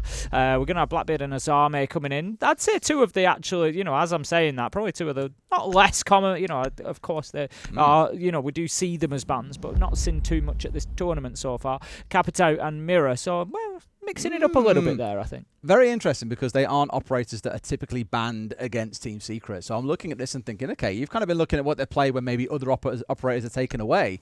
But the problem here is you now open up things like the Monty to come out, like Dockerby, like the Blitz, things that have always been banned away against them, or even double hard breach has often been a target. So is this the right play for M80? Not 100% sure. And on the other side for Secret, this can be a map, especially on the top floor, I think, where you can lock things down so comfortably with those architects, right? Yeah, we see Kiba setups going on inside of Ops. We see it inside of A site. You see the mirror being set up in various different places, to be fair. It just makes this site far more defendable. So I think actually banning those away, Secret could give themselves a pretty good chance to get this top floor win over the line. By the looks of it, kicking things off with the Sens on side, with the Thermite. So I'm seeing an execute set piece play coming out, but I do also love the lineup on the other side. We've got that Chanka, you've got the Denari coming out, as well as, of course, Ye Old Faithful in the Clash, which can be very, very frustrating to deal with if you don't bring a game plan to be able to solve that problem. Attackers must locate and defuse the bomb. Let's see where the problems can be. That's a dirty floor, man. Someone needs to clean that up. Can be solved or not. Lots of footprints there. Yeah, someone's like, well, that's so inconsiderate of someone. I feel like Jackal would be loving it. He would, but I'd also be really frustrated that someone... To be fair, what do you meant to track boots, or does he track feet? The warmth of feet. I feel it's more the thermal signature that he tracks than like the actual foot. Okay. The boot. I mean, it's a boot print. It is. We're breaking the law of the game here, Tim. It's not exposing. It's not a footprint that he's tracking. Nope. Shouldn't be anyway. Either way, for now it's going to be getting in underneath, I'd expect, with this Deimos. We've seen it time and time again throughout the tournament so far. Getting underneath, put a lot of threat on, get a track down. You can make players move upstairs, and I imagine his eyes are probably focused on hot and cold quite specifically. If he can get underneath that Clash and force him to move backwards, even better, get a kill, then we're in a wonderful spot to take away what is no doubt the main frustration or threat in this round. Yeah, actually good quick progress from Team Secret, getting that wall open within the first sort of 50 seconds. That's just cementing that ops control that they've got. Nobody now can play in towards Mezzanine. We're going to have Savage working his way in from the basement on the Deimos. I think he's likely to try for those vertical tracks here. Maybe see if he can get a little bit of damage down or even push up Rocket Stairs. He's going to see his first one coming in. Not going to give him an opportunity to directly do any damage. He could chase it back, but won't. That's a cleverly timed Toxic Vape Canister coming out there just to prevent that push from coming up Rocket Stairs. Keno really understanding what he was facing there. As soon as that track comes in, he knows that the pressure is likely to come from that side, so he just stops that happening. Well played, M80. They've got themselves forward in pretty good fashion here, though, as well. Have managed to press on. Yes, done no damage to the other side, but they have massage players back in towards site. Mez is all of theirs. Around display, I believe, is also all theirs and in their control. So they've got a lot of map with which to work now. It's a case of getting players lined up. It's a case of getting these Sens light screens down in the right place. And this is so cheeky. Planting in plain sight, essentially, here is Mowgli in the very middle. Smokes are going over his head, but no, they've pushed him tight behind the desk, Tim, and they've managed to deal with him here. That is their game plan exposed. And now they're going to struggle to be able to rescue this round in a 3v5. Hot and Coach just dancing around with death there at the desk, trying to keep himself away from those holes that have been opened up by Savage underneath. They've not been able to take the Clash off the board. 5 versus 3, diffuser down in the middle of sight. It is a long way back for Team Secret. No one manages to get it, and the lights, they're still there, but oh dear. No, it's crumbled at that point. I think Noah just going in and thinking, I'm going to try to, stick this down on the ground. The utility's still available, but you've got the Clash walking around the side of the light screens. They can see everything that's going on. M80 pick it up. Solid start. Yeah, a bit too long to get rid of the Clash there. I think Hot and Cold really needed to be removed in some way, shape or form, whether it was nades, whether it was the Deimos getting underneath and putting a track on him. Of course, burn the early track on towards the smoke instead. It then disappeared off into the nether. It was a good idea. The light screen in a good spot to be able to force the Chanka Shumikas and the smokes to go deep in towards the full plant spot. So I like the idea from Secret. They just missed out on that one crucial step of getting rid of the Clash to make that sing. So, M80 hit the first round. Now we head down into the basement. I would imagine there's going to be quite a fight over the mid-floor. Try and keep hold of those hatches if you're M80. Prevent that vertical pressure. We've already seen the Deimos being used. Not going to be the case here, but they're not to know that as defenders. They're going to expect Ram, Buck, Deimos to be raining down that pressure from above. As it is, it's not likely to be the case. Looking at what is being brought along, I'd expect this to be a little bit more of a lateral push, trying to get themselves, as I say that, Adrian, thank you very much, changes onto the Ram. So they're probably going to look for some vertical pressure. As they should, yeah. And that then starts to invite the other side of M80, who have got a couple of players we're looking at here that you'll see around the map. I expect Gunner and Hot and Cole will be the ones looking to keep them busy. Even Gaveni, arguably the same story. Once his gadgetry is down on the Goyo, yes, he's slow, but he's also got an excellent gun. The Vector, highest firing rate in the game. It is a headshot machine, especially in the hands of a player like Gavid. So, let's see how much time they can waste up around this first floor and the second floor as Secret try and work their way through the map. They have got a shield on side, Tim, but if they go for a full map clear, you can find yourself running pretty damn low on time come the end of the round. I can think of so many teams that try and control too much of the map. They clear out everything and then look for an execute. But by the time you get there, you've got maybe 20, 15 seconds left. You're screwed. Monty just working, as I said, laterally, trying to get on it in there. Be a little bit more direct from Secret here, rather than looking for that clearance above. At the minute, they've pretty much largely ignored it. Doom is aware of the possibility of a bit of presence up there. Adrian's trying to get himself inside above as well, but it is simultaneous with the work of the Monty, who's looking to get those defenders moving round inside of sight. We can hear the boogie drones now doing their work. Nades go in, trying to unpick this, but M80 are just too aware. Diffuser steps around the corner. Easy little pre-fire onto the Grim. Big loss as well in terms of the utility there. None of those Bs to fire on in to help you get that execute off successfully. Yeah, pretty crucial execute utility taken away from them, like you say, Tim, and that's a bit of a worry now. You're kind of leaning so heavily into Savage on this Monty to be that tip of the spear that gets you moving. You've got a bunch of smokes you can work with as well, but the other side, Tim, they've got a few impacts they can throw around. They've got a C4, they've got the smoke canisters. There's a lot they can still do to keep you at bay. So while Secret have tried to move quickly, they've run out of steam very fast as well. Adrian's just on a little relocate here, but Secret, let's not forget, they chose to start on the attack and they're immediately looking in trouble here. They're going to go 2 down if they're not careful. Gunner manages to pick up Savage. Adrian's doing some work, but it's not enough, surely. Manages to get a pistol kill. He's fighting for everything he's got, but Kino takes him down with the toxic paper. Lungful too much will signal the end of the round for Secret. 2-0 down, and M80 looking like they've found another gear. Found a rhythm in a sense, haven't they? Yeah, like no matter what Secret threw at them now, there's a Monty knocking on our door at 45 seconds, skirting around sight. We've got Maverick holes being opened up. Noah looking to challenge us. They dealt with it, and it was very reminiscent of the game that we had yesterday for Falcons against Shopify Rebellion on Labs. I was saying at the time that Shopify Rebellion were brilliant at getting themselves inside the building, getting towards site walls, opening them up, but then when it came to actually pushing into the site and getting kills, that's where things start to falter. And we've seen that now from Secret across these 2 rounds. They were very, very close back in the first to having a successful execute and getting the diffuser down, but that is not how things have transpired. It is the North American side in the lead, and now we go to the second floor to see what we can do. Going to be, usually we would see 3 or 4 defenders up on the top floor. We'll see what complement M80 decide to go with. We've got them opening up rotates up there, reinforcements going in, utility being expended, so I would imagine there's going to be a big focus. Don't have any denial beyond the mute for the wall, so that should be pretty easily. Oh, sorry, no, they do have the Kaid as I was scanning across. I missed his little icon. Right, so we would expect that external wall to be electrified. They've got the thermite with Adrian. They've got the Thatcher. It should be open in 2 minutes flat, to be honest. Get that done, and then Secret can focus towards the top floor. Jammer ready. This wall's always the key one, though, right? The Kino one. But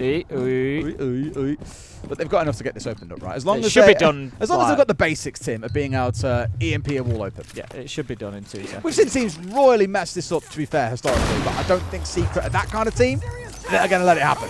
Sure enough, wall's being opened up here. The second EMP goes off to deny any electric caution being able to stick to the wall and re-electrify it. All well and good. It is indeed open in rapid time. Yep, job done. And that means now Secret can focus their attention towards the top floor. As suggested, 3 of M80 do find themselves up there. Kino, Diffuser, Gaveni are going to be the ones to be holding on above. So Secret need to get themselves in there. They're going to do that, working from ops, sweeping across mezzanine, trying to get that breach into mask wall to allow them to attack from an alternative angle. As it is, they don't follow it up. They go in through the door instead and look to continue that sweep across. But it's Gunner who picks up the opening kill onto Savage. Again, they've lost the Grim. That makes the plant more and more difficult. Kino picks up Mowgli. He had a great first map and he's continuing to here on layer. And it's just again another round where they've sort of got Secret a bit figured out, it feels. And I've spoke so many times about the early timeouts that we sometimes lean into. I say early, 3 rounds isn't really that early, but I won't be shocked to see Twister stepping in, because across the last 3 rounds, that has been that theme of them just getting chewed up and spat out. They're not bad at getting through the map, but when it comes to actually collecting kills, that is where things are going horribly wrong.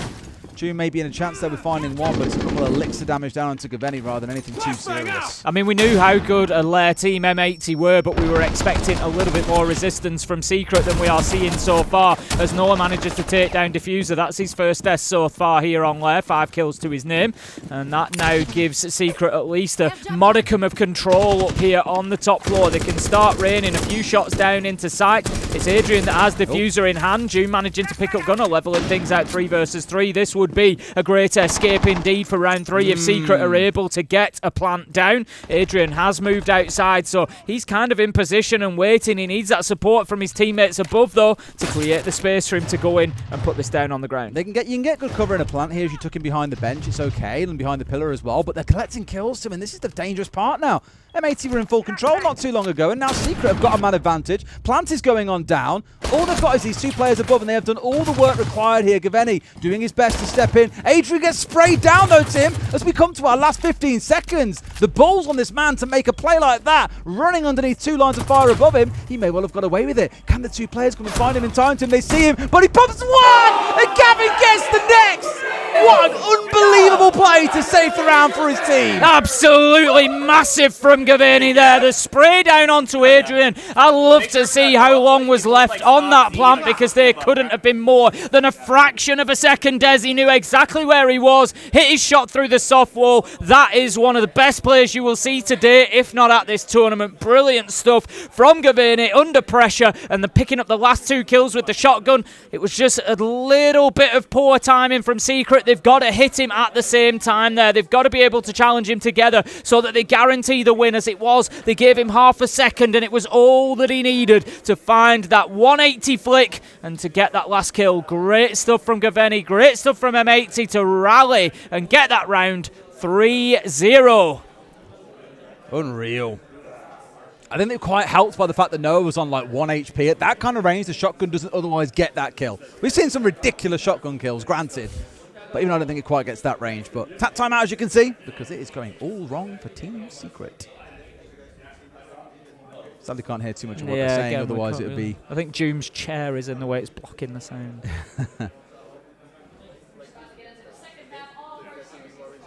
I can hear Anne. Hi, Anne.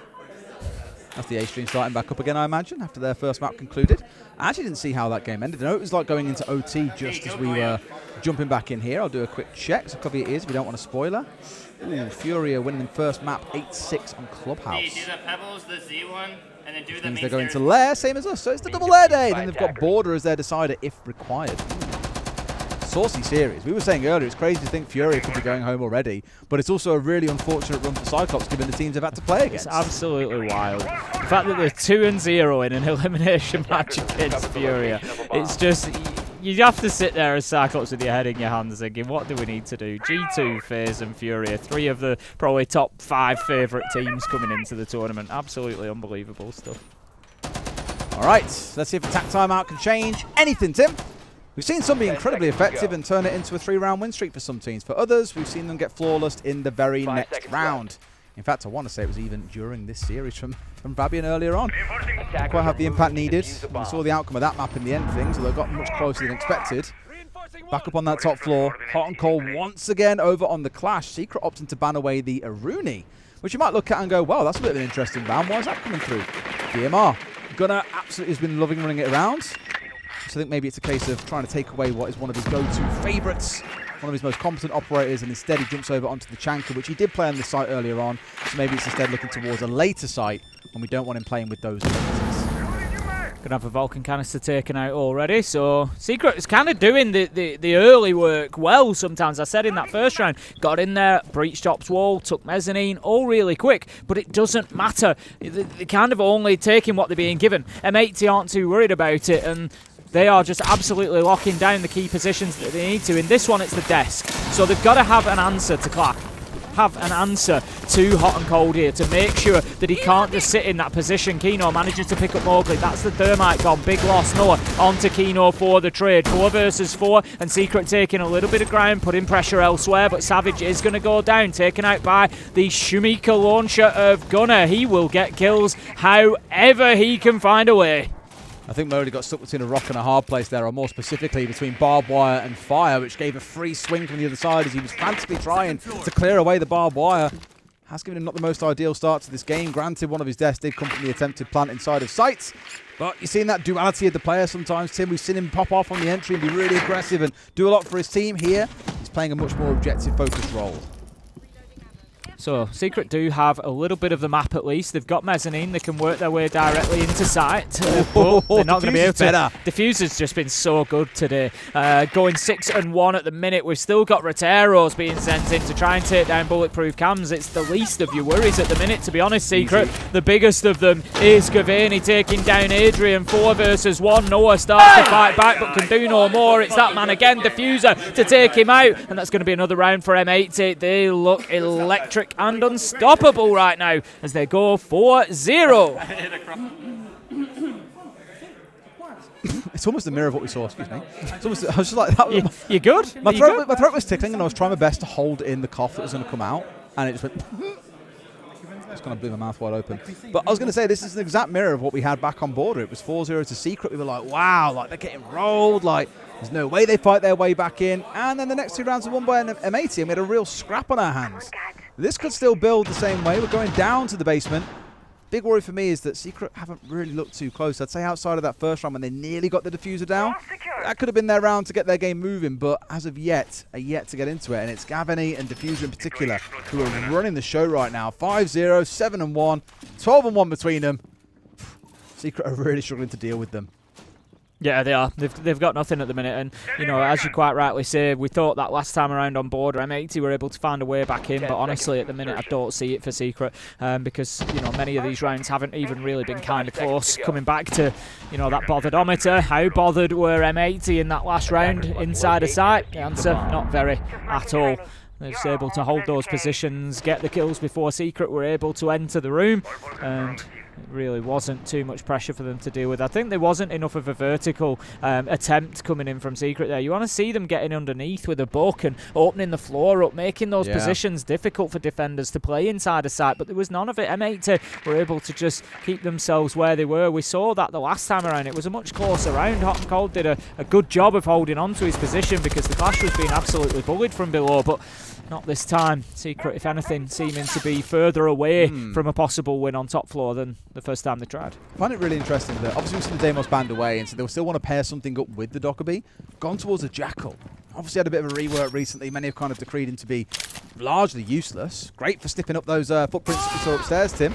But what can Savage get done with it? We'll find out, of course, as he works his way further through the map, has worked his way up yellow here, bypassing the shield, admittedly being caught up by that Denari gadget, which does keep you tagged up for quite a while here. Now dealt with, but of course the damage was also reintroduced him, so that's a little bit of HP. He's not going to find himself getting back. Mowgli doming Gunner there, removing him from the map. Yeah, absolutely beautiful shot that from Gunner, just using that DMR to full effect. Switches, manages to get another. Hot and Cold takes him down in a trade. Find ourselves now 4 versus 3. The damage done by Mowgli. Not ideal to lose the Dokkaebi that early into the round. You'd like to have that second phone call online for execution time, but it's Savage, not really going to matter too much. Savage almost falling foul of the fire as Kino manages to pick up Noah, and Secret again start to look like they're on the back foot. Kino is just like a god of death walking through this map, one kill after another. The fact that Mowgli got 2 kills onto Roamers as well is kind of like, okay, you can afford for them to go. But you take out the Dokkaebi in exchange, you get rid of those 2 phone calls. Absolutely massive for how Secret want to play, how they want to move forward through the map. And now I worry that with just Adrian and Doom still standing, with 3 players to work through and not a whole lot of map control, this is going to get ugly. They're trying to hunt down Gavani. They've got no idea, I'm pretty sure, that he's off towards the left. Free kill. 0 idea he's there. Doom at least gets 1 back, but he's got to win a 1 versus 2 now.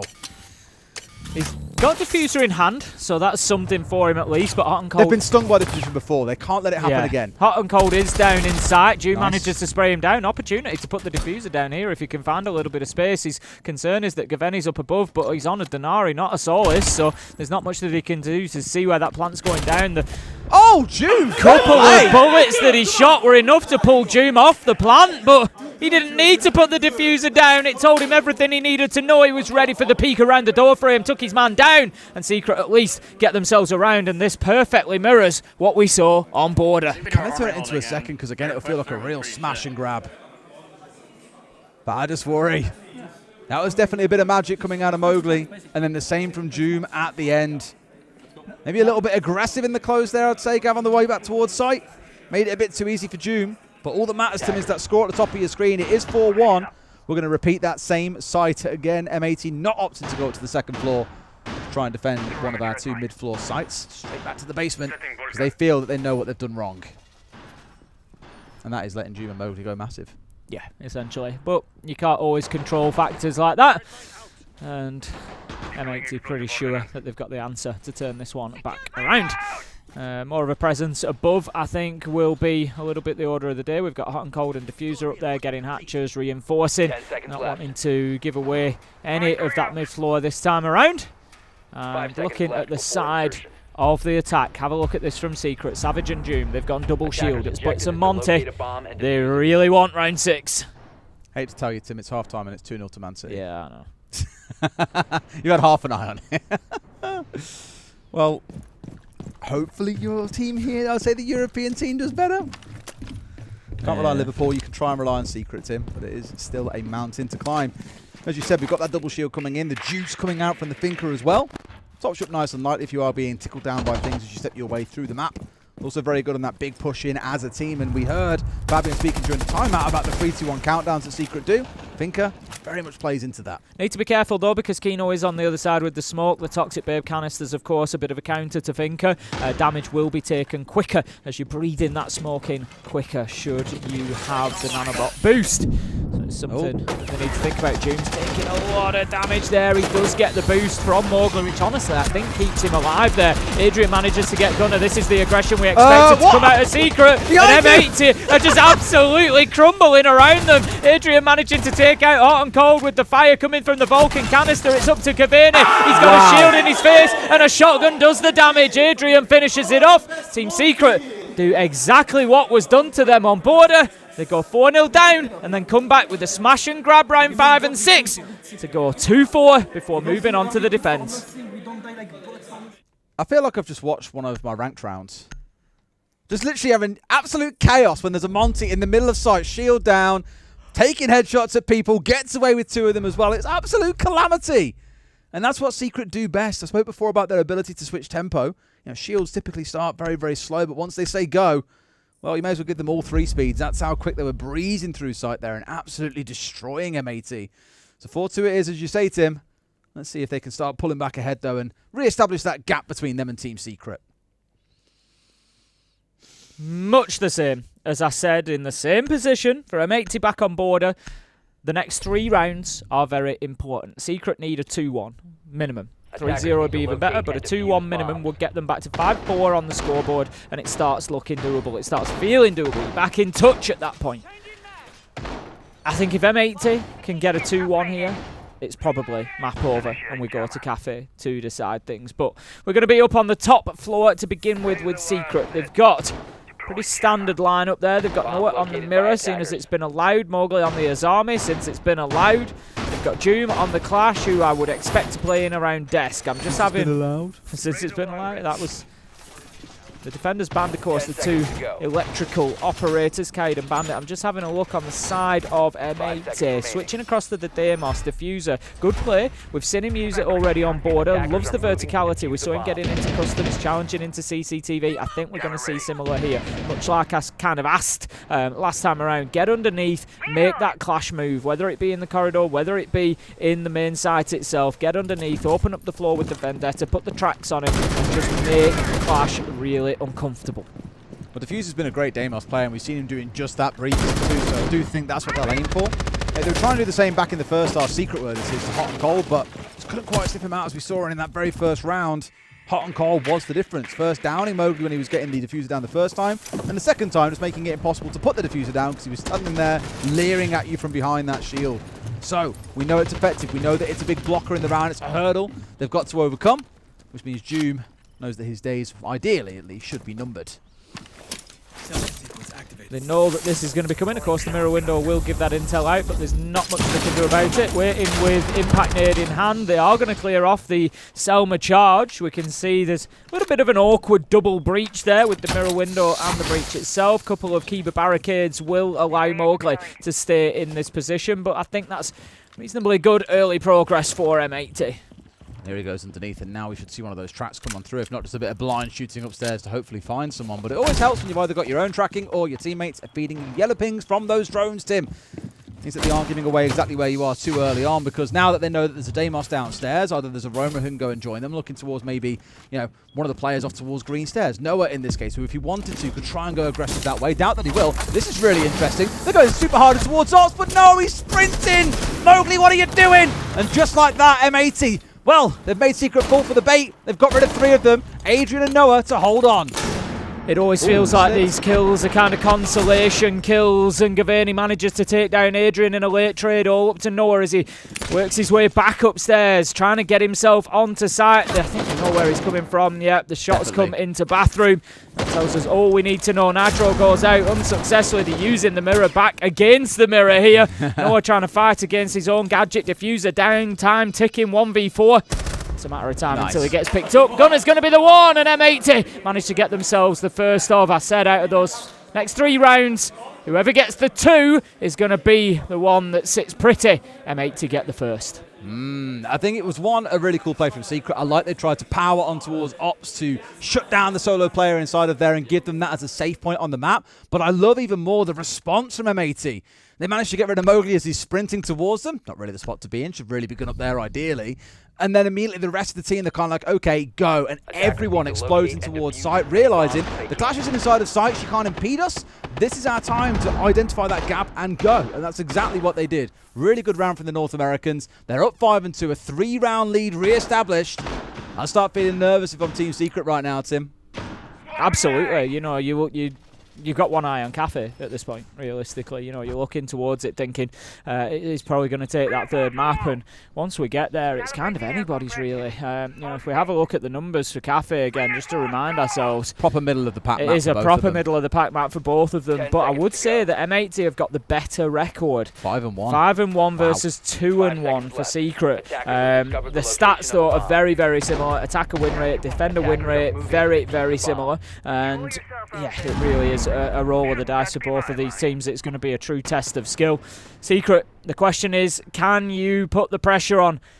Can you give M80 something to think about and get a couple of rounds here? Force maybe that overtime like they did to you on Border. At the minute, I don't think they will.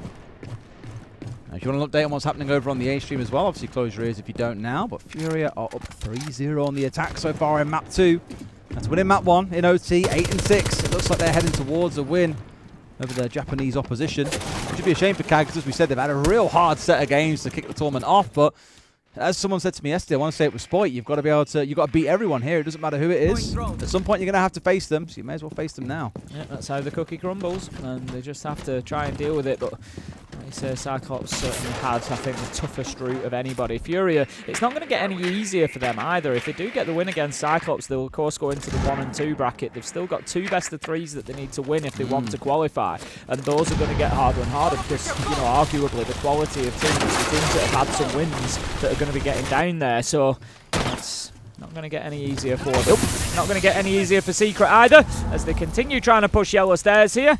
M80 looking to get down there with the Blackbeard, and all they can do, Secret, is hold them at bay for the time being with a couple of toxic bibs. Still seeing Gavarni just like yeet that round gadget up over the top of the wall. Can't imagine it's a particularly light thing. Tossing around 60-70 kilos of machinery. Beautiful stuff. But that means all of that lobby area is now opened up. They've got a lot of vertical control, but this is it. Hot and Cold is beelining it for the site. Keenan can now at least push backwards as we try a little backstab there from Secret, but finding nothing. It does mean that they know where 1 or 2 players are at this point, and And with 70 seconds to go, Tim, this is tons of time to try and make this execute work. Yeah, I think that was a really good play from Hot and Cold, just pushing in through that Toxic Babe canister, because he knew that it took the ground, and it meant that Kino just had to be patient and wait because nobody could push him from the door. It's really grabbed them a lot of real estate that they can move into and start to work on softening this site. And look at Secret, they're really struggling to pay attention to everything around them, and it's no wonder because there are guns up everywhere. But how about that for a big double? That puts the diffuser on the ground. There's 40 seconds though for M80 to rescue it. Of course, if they had the yokais up, you could have stopped it going down, but sometimes bullets do plenty fine. Hot and Cold definitely recoverable here. Has managed to get himself around that corner, back to join his team. So the 3 versus 2 resumes. I imagine Hot and Cold will try again, given he has that shield and diffuser, Tim. He's unplayable on this map. They just cannot stop him. A 3K in the round. Plant going down once again. Noah managing to get rid of at least one, and then dips away. But you've got to watch out for the players that are now starting to come together. Diffuser had dropped down onto site, collects his 4th. A great round from him, and another win for M80 as they move up to map point. Secret a little bit unlucky there. They managed to stop the plant a couple of times, but M80 just had plan B, plan C, plan D. They had everything in their pocket ready to go and just still managed to get the round over the line. 6-2 now, and it is not looking good for Secret. As I said, out of those first 3 attacking rounds for M80, round 7, 8, 9, Secret needed to be winning that 2-1 at least. Well, round 6 and 7, Tim. Thank you, Des. They needed to be winning at least 2 of those first. They didn't. They now found themselves 6-2 down, needing 4 rounds in a row. Nothing that they've done here on Lair so far suggests that they're going to win any of them. It's not the end of the world. It wasn't their map pick. M80, we know, very good Lair team. And they've come in here and shown exactly why. And exactly why the NAL's #1. I've been impressed with them the last couple of days, really have. Yeah, I've really enjoyed watching them play, and it's good seeing them work their way out of problems because, you know, we've heard some of the tap timeouts from Fabian, we've seen the impact, well, or the lack of impact back in Mat 1, but one thing I commended them on back then was they figured out a problem by themselves. They learned that playing slower on border was the way to pull Secret down to their level, rather than M80 having to be forced to match Secret at their level, which is what Fabian was calling for, you know. Power them, play aggressive, get up there and fight them. Instead, thinking about that little bit deeper and playing more defensively worked wonders for them. It got them the 2 final rounds of the half. And so I'm enjoying that I'm seeing, 1, they can fix problems by themselves, 2, Fabian can step in with really good tap timeouts like he did yesterday to repair things, but also as a team they look very complete, like especially Gavin and Diffuser I've been super impressed by, but let's not make any bones about it, all of them have had their part to play, and I'm hoping they make a deep run at the competition. Ooh, wow. Yep, not the best start for them. He's just playing the game on hard mode now, mate. That's all. The thing is, the 6-2 up, you know, it's not the end of the world taking a chance getting up there. He's opened that up, I'm guessing. He's probably stuck his face in it. There's no nitros that are missing. Maybe the impact nade hits him, I don't know. But there's nothing wrong with that at this point. You'll enjoy this. Nomus Ultimus in chat said, the casters are British, one of them is hard Scottish. That's why he sounds like that. It must be you that he's talking about.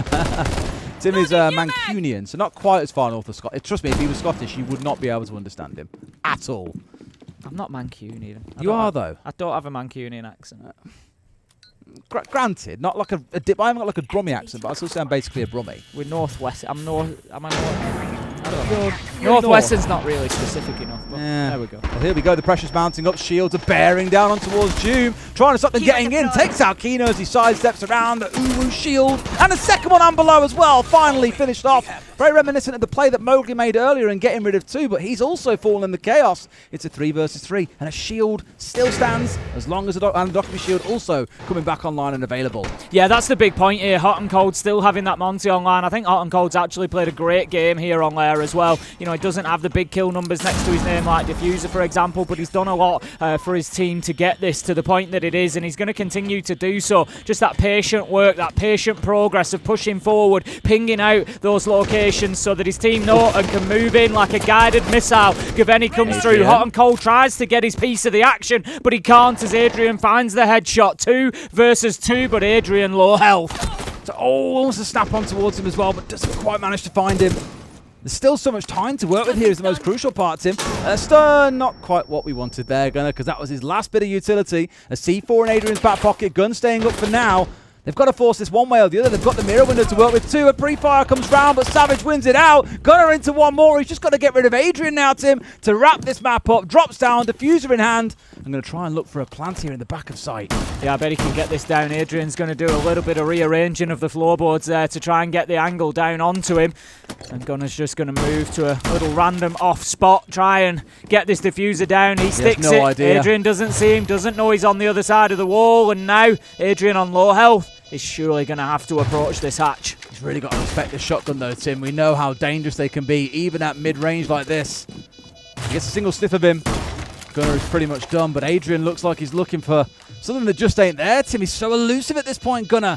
Sat waiting, watching this hatch. If there's a drop to come through, it's going to be sometime soon, maybe hoping that Adrian assumes he's dropped away from sight, but he is not. He's still there, ready and waiting as we get towards the last 15. Out it comes, drops in, and Gunner ready for him to come on through. Round 9 is theirs, the map is theirs, which means you've got a third map to decide how this one goes. Tim, M80 winning out on Lair. It was inevitable that Adrian would have to drop the hatch at some point. Gunner knew that, played that 1v1 absolutely perfectly. He has been instrumental over the last couple of days to these solid performances that we're seeing out of M80 and continues to do so, but it's Diffuser who really takes the grandstand, really takes the headlines on Lair. Wonderful stuff, and then, to be fair, Tim, it's what you want for a big promotion game like this. You want it to go to 3 maps. I thought we would see a 2-0 rollover, truthfully. I thought Secret would just push on with the momentum of that first map, but I'm really glad M80 has showed a bit of grit and are still in this one. We spoke a bit about Cafe. Yeah, there's a great record for M80, but both teams are pretty good on it. I can't tell you which way it's going to go. Yeah, the reality is that final map is absolutely anybody's. I think I always say this, in a best of 3, it feels like the team that wins map 2 carries a bit of momentum and an advantage into map 3 at least. They're the ones that have bounced through, especially in that fashion for M80. 7-2, very convincing from them. Diffuser, as I said, already picked him out, but 13-5, 89% cost. What about Gaveni though? 100% cost, having a positive impact and effect for his team in every single round. Yeah, I mean, for Gavin, we spoke a lot about him yesterday as well. Continues playing brilliantly. Diffuser again stands as the man of the moment. I looked at it earlier on. Coming into today, he was like 5th highest rated in the tournament. Can only guarantee across this series he's propelling himself further up those standings. Can't wait to see how all that sits and lies. But for Cafe, as I've sort of said, I just can't call which way it goes. No. Both teams have shown a lot of capability. If I look at like overall map structure, you compare Border, for example, to Lair. You'd say Cafe is a bit more like Lair than it is like Border. Do you then lean towards M80? Don't quite think so. I think a lot of it will come down to the bans as well and how the teams then choose to play the map. Yeah, it's going to be a lot of strategy, who can kind of big brain it and work their way through. It's going to be Twister versus Fabian. The coaches are going to have a big impact. The setup's going to have a big impact here, and what they can squeeze out of that map. And it's going to be a juicy one. And speaking of, Tim, let's go to a break. When we come back, that third map awaits. We'll see you guys in just a few.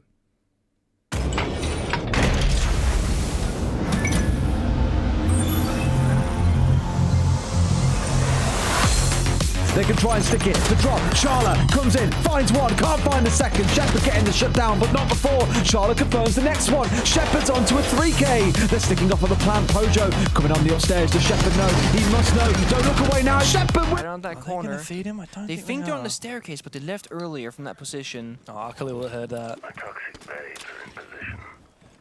There's no way. JV surely thinks that this is free. He's been droned up ahead. I'd be tempted to make a push. I mean, if they drone the rotate and there is no vert on it, which I don't know if there is or not. Surely there is. I mean, surely there is, right?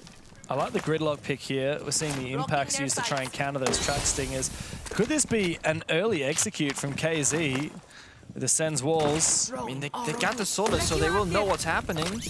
Unless they do the thing where they plant on top of the wall, because see all those different dots? That's each singular little wheel drop from the Sens. They don't know if they're planting it on as they overclock, then you'll see it. He's not going to know. He hears it. He knows where that plant's going down. But there's no way to deny that plant. He might be able to double impact it. Surely misses the second. That surely would have denied the plant, but no. Instead, CHE have let it slip through their fingers. And Furia are well on their way to a decisive first half of Lair. CAG might just be a few rounds away from saying goodbye to Munich, but not if Akali has anything to say about it. Philippox might trade him on back. Job not done yet. Furia need more kills, and Herds has gone big for 2. Chibisu trades, but there's nothing left to be done for CAG. Furia dominate on their attack. It's a 5-1 split. And the Brazilians are back in action. That round feels like a bit of a heartbreaker to me if you're a CAG fan. They played well. The sense, the information, the ping, the impact grenades, but the execution, it falls short. They were gonna deny the plant. They're gonna take down Nade, play the round 5v4, and they're not gonna give Fury a second plant attempt. But he's jiggling on the vert, and the second impact hits the beam and does not find that spot in between. And just like that, with that one singular mistake, Furia, they get the post plant, and with that, the round. The devil's back into being the details, and when that's the case, it means it's going to be a closer matchup. But again, in a close game, Furia, the more experienced team, the better team, will more often than not come out on top. And now for CAG, 2 rounds away from elimination. That sucks. After such a challenging year. It's been a challenging year, but they've done so well. They have. I mean, they started this year by winning the APAC Major, sorry, APAC 6 Invitational qualifier and going to SI. They beat Furia 2-0 at SI. They exceeded expectations at the start of this year. We thought finally this roster rebuild is looking good. You know, Arkuli was back on the team. They looked really solid at Reload. Of course, the first ever APAC team to make a grand final. Stage 1 looking solid until roster drama. DD has to sub in as a coach. Well, firstly, they had to forfeit the whole of Stage 1. DD comes in the coach. Stage 2, these guys are like, we're kind of out of the conversation of the best in APAC North. How good could they possibly be? We're talking about Theorex and D+ now, and then CAG come through and do it. They not only win the APAC North upper bracket, but they also go and win the APAC Major qualifier, take first seed at that LAN in Melbourne, and everyone's thinking they're the best APAC team. Ready to make a splash. They lose their first game against FaZe. They choke the hell out of their match against G2, and they run out of steam against Furia. I had to wonder what could have happened if CG had a few more games to prove themselves. But then again, the best teams in the world, don't get that many chances, right? You know, what if they were playing teams like, you know, SSG, Wildcard, instead of teams like FaZe, GC? They did. They got a bit unlucky. FaZe, G2, Furia, but it's 3 different teams. I mean, look, D+ played Furia. It wasn't a problem for them. Shopify Rebellion played Furia. It wasn't a problem for them. You can't dwell on excuses. All you can do is act. And there is no time like the present for CAG. You got the ops for it. Deimos and Blackbeard and Grim, they want to take full control of the information game and good weapons and gadgets. Right now they're waiting down that fire from the Goyo canister. Fire goes out, and Eniton walks on in. Has to make the play. Lead his team forward. Just gets a Sami behind him, and it's swung by JV. And just like that, another round with CAG are playing 4v5. Another angle as well for Herds. Dancing between the beams, Shurip will fall. Arkuli tries to save his pride, but a second will be found. Thankfully for him, it's even numbers. After the bloodbath in operations, Furia must fall back. Even numbers, but still a long way to go. CAG, they're missing map control. They're all outside the building right now, just droning and resetting. We know Furia has fallen on back, but they need to make sure that there's nobody hiding in the corners, nobody going for a play. They got hot destruction, they got intel, 1 Grim B canister, and they got grenades and flashbangs. They technically have all the tools they possibly could need for this 3v3. It comes down to execution, it comes down to details. And that is where Furia has been the better team. And what can CAG do when they don't have the Ying, when they don't have the Monty or the Blackbeard? What can they do when it just comes down to getting your guns up?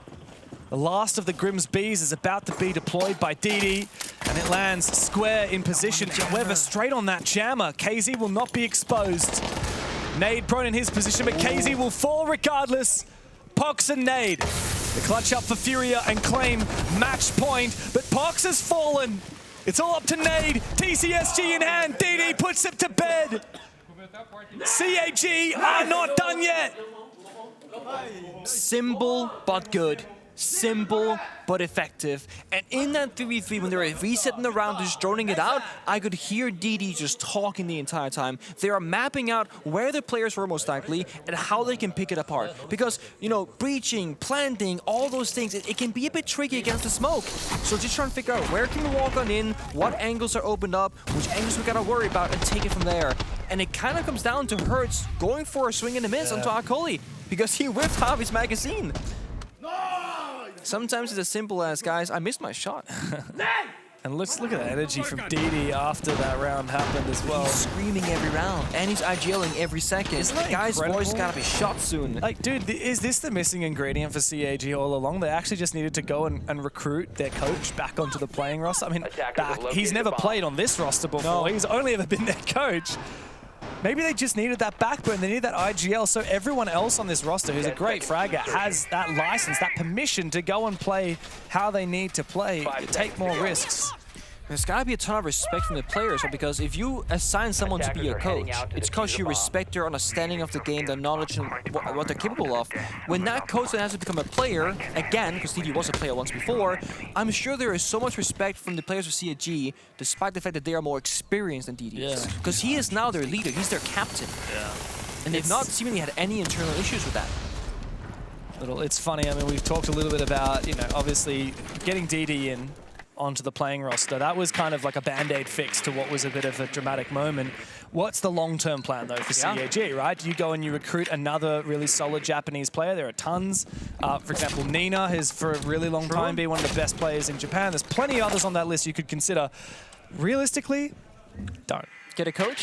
just go and pick up a Brazilian coach. Welcome back. If you want to keep on watching that game, then it's over on the A stream, but there is plenty to enjoy here on the B stream. We're going to map 3, Tim, of our series between M80 and Secret. We expected at the start of the series. I did think after the first map we'd see a 2-0 coming out for Secret, but both teams are really thrown down and show what they can do on their respective maps. Cafe is what now separates them. Yeah, it's been reasonably spicy so far, but I think we're about to ramp up the Scoville level in here, Des. The heat is going to be applied, and Cafe is going to be a real fight, a real battle, a duel between these two to see who can take that top spot and qualify straight through to the next phase. Absolutely. And of course, the loser, they're not out yet. They go down tomorrow into the 2-1 bracket. So they'll still be in best of 3s because they're still potentially able to another qualify. 2 chances.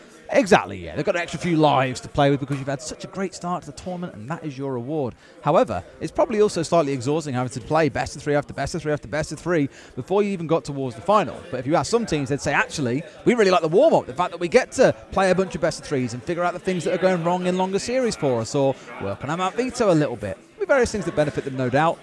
All that matters right now, though, is, of course, seeing out the end of this one. And at least from what my other screen is telling me, Secret start on the defense, Cafe being one of our more defender-sided maps, Tim. So it sounds like it favors them, but as we've already said throughout this series, Secret are a predominantly attacker-leaning team. It's where they are at their strongest. So if they have a bad defense here and M80 come out good on the attack, it could rock them enough that second half isn't enough to get them through the series. Yeah, absolutely. I think both teams are going to be, you know, they know what's at stake here, and they know that they need to come out and have a really strong start. You know, having that kind of slow, that weakness for the first couple of rounds is not going to be good enough. This is where you start defining good teams and great teams. And if one of them can come out and get an advantage, then more's the better. I'm not so sure that's going to be the case. I think it wouldn't be surprised to see 3-3 halves and a bit of overtime, or maybe, you know, 4-2 and a return, 4-2 on the other side. I think it's going to be very, very tight. Speak about Fury for a second as well, because of course they're playing in that elimination game against Cyclops right now. Are they hitting form at the right time, Tim, on day 2? Did Fury just wake up? Did they? Or are Cyclops not playing at the kind of level we know they can? The question is, have they gone too far? Are they too close to the brink now to pull it back? Because they are in best of 3s. Every single one of them, if they lose, they will be eliminated now. So they've got to win today, they've got to win tomorrow, they've got to win the day after. They're putting the game on hard mode, mate. Yeah, exactly. They've let FaZe have their fun in the sun, and now Fury like, okay, it's coming back to the real champions. There's no extra chances for them. So, you know, yep, they can turn it on now, but the question is, are they too close to danger to avoid it?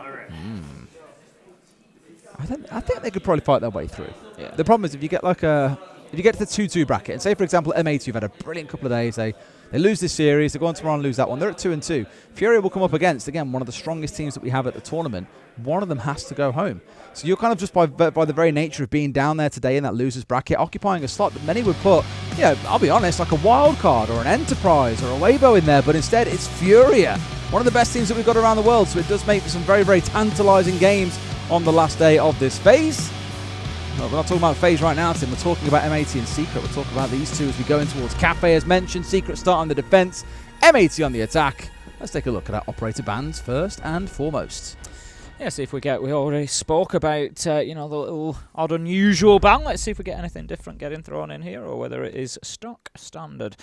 Going to have a couple of defenders will be banned out by M80. Secret will get the opportunity to ban out 2 attackers, and then once we've played 3 rounds at the start of round 4, there will be an opportunity for them to both ban an additional operator. Azami Monte, so we are stock standard at this point. And will it be a double shield ban, or will we see something like maybe a Ying taken away by Secret? It depends what they expect the focus for M80 to be. Everybody's selected and locked in, so they will come through. Nice. It's going to be a Blitz and a Castle, okay. I was going to say, Azami and Castle are the 2 most banned operators against Secret on this map, so really following form here and sticking to what they've seen other teams doing. And on the other side, you know, looking at those 2 double shield bans coming out, the Monty doesn't surprise me. That's also the most banned operator against M80. We've already seen what Hot and Cold was doing with it on the last map. It was banned away after round 3. I think Secret have just realised we really don't want to face off against that. But also removing away the Blitz removes the opportunity to see the Blackbeard and Blitz combo that we then saw M80 run for the remainder of the game. So it's almost like preemptively trying to get out of the way of things that really bother them the most. And it kind of surprises me that a shield team like Secret are the ones saying, we've had enough now. Let's just get them off the board. Don't have to worry about shields anymore, because I can guarantee in the second half, they'll be running them themselves. Unless M80 Unless they're double banned. Unless M80 decide to return fire right back at them. So, we got into round 1, top floor. Okay, interesting choice from Secret. I've spoken at length over and over and over and over about this choice. It tends to sit around a 50% defensive win rate. It really is sort of win as many as you lose. I personally prefer the other 3 sites on the map. Let's see whether Secret can get it done. What I will say is if they go here for the first round, they've got a plan, they get it locked down up on the top floor, I think that gives them a real strength, because then they've got, you know, big sites that they're able to go to after this one. But now probably starting the way up on the roof, as I think are all pretty used to seeing at this point on Cafe. Every team starts up there, they get the hatches opened up, they get their drones in. They typically want to get control of top red before worrying about much else. Of course, this top floor, you haven't got to worry about clearing out top floor to then focus on getting down towards kitchen or down towards the second floor. It is a bit more direct towards site, do not pass go, do not collect $200. But do they know about the player inside of Cigars? We've just seen him lay down behind that desk. Is he going to surprise him? I believe it's Savage who's in there, ratting and waiting. I think he's been protected as well. The drone not getting deep enough in order to see him, so this could be a real big problem. It's the Blackbeard that's going to be pushing forward as well. If Kino's not aware of this, they're going to lose a serious power operator. It's going to be one or the other, a dead easy kill onto the Blackbeard or a dead easy kill onto Savage. The fact that he's gone left straight away under that new hatch would suggest that he's got no idea that the Solus is that in that position. Problem is, if there's a shield bearing down on him, then it's a bit like, oh. But C4 comes over and finds one up. He steps. They had no idea he was there, Tim. The basics of droning not quite follow them through this round. Gaveni's at least there to get the trade, but you've lost 2 massive operators. The flank watching, a gridlock as well as the nades that brings, but most importantly, Tim, the Capitao and all that fire and smoke. Yeah, big losses for M80. Going to be very difficult now, I would imagine, to get themselves on into this site and be effective. Going to just very aware of the possibility of that top floor jump out. Mowgli manages to take down Gaveni, and that leaves us now 2v3, 2v2 as Kino finds one, and this is M80 all over, just finding a way back into things with kill after kill, but Doom is going to shut down the Blackbeard, and Gunner, all alone on the roof, is going to go for the rotate. Got a lot to do here, yeah, and I don't see how he manages to pull this one over the line, not against Doom and Adrian, who, especially Adrian, has been having a brilliant series so far. Just don't think he lets him in. And also, I'm sure there's a bunch of you in chat talking about it, but in case not, little update on what's happening over on the other stream. Close your ears if you don't want to hear it now. Fury have won 2-0, which means Cyclops are our first team going home, Tim. I've said it before, I'll say it again, I really do feel for them. Secret is going to win out that first round. Doom will pick up the final kill, and that's going to see them go 1-0 up. And as I said, I feel that top floor is always a little bit of a gamble. It's always a little bit of a roll of the dice to pick that, especially as your first choice site. Going up there and getting that win for Secret, they've now got reading, they've got kitchen, they've got mining, all available for them. As it is, I think they're going to be going all the way down to the ground floor, to the kitchen site. They can follow that up with another power site afterwards. This looks good for them. They could come away with a 3-0 quarter. M80 are going to have to do a lot more than they did in that last round. It's always the worry I have about this map, because like I said, it is one of our more defender-leaning typically throughout the game. Like, yeah, sure, there's maybe small pockets where it's not the most defender-leaning or where it's actually quite attacker-leaning for once. But by and large, Cafe always has been, I imagine always will be, quite a defender-leaning map. And I do think Secret are going to have a good half here. Dare I say we're going to see the same again, Tim, where it's like a 4-0 start and then M80 win 2 rounds at the end of the half just to pull it back a little bit. It would be classic given how the last 2 maps have gone. Well, I believe the intel that I'm getting is whoever loses this map should face up against Weibo tomorrow.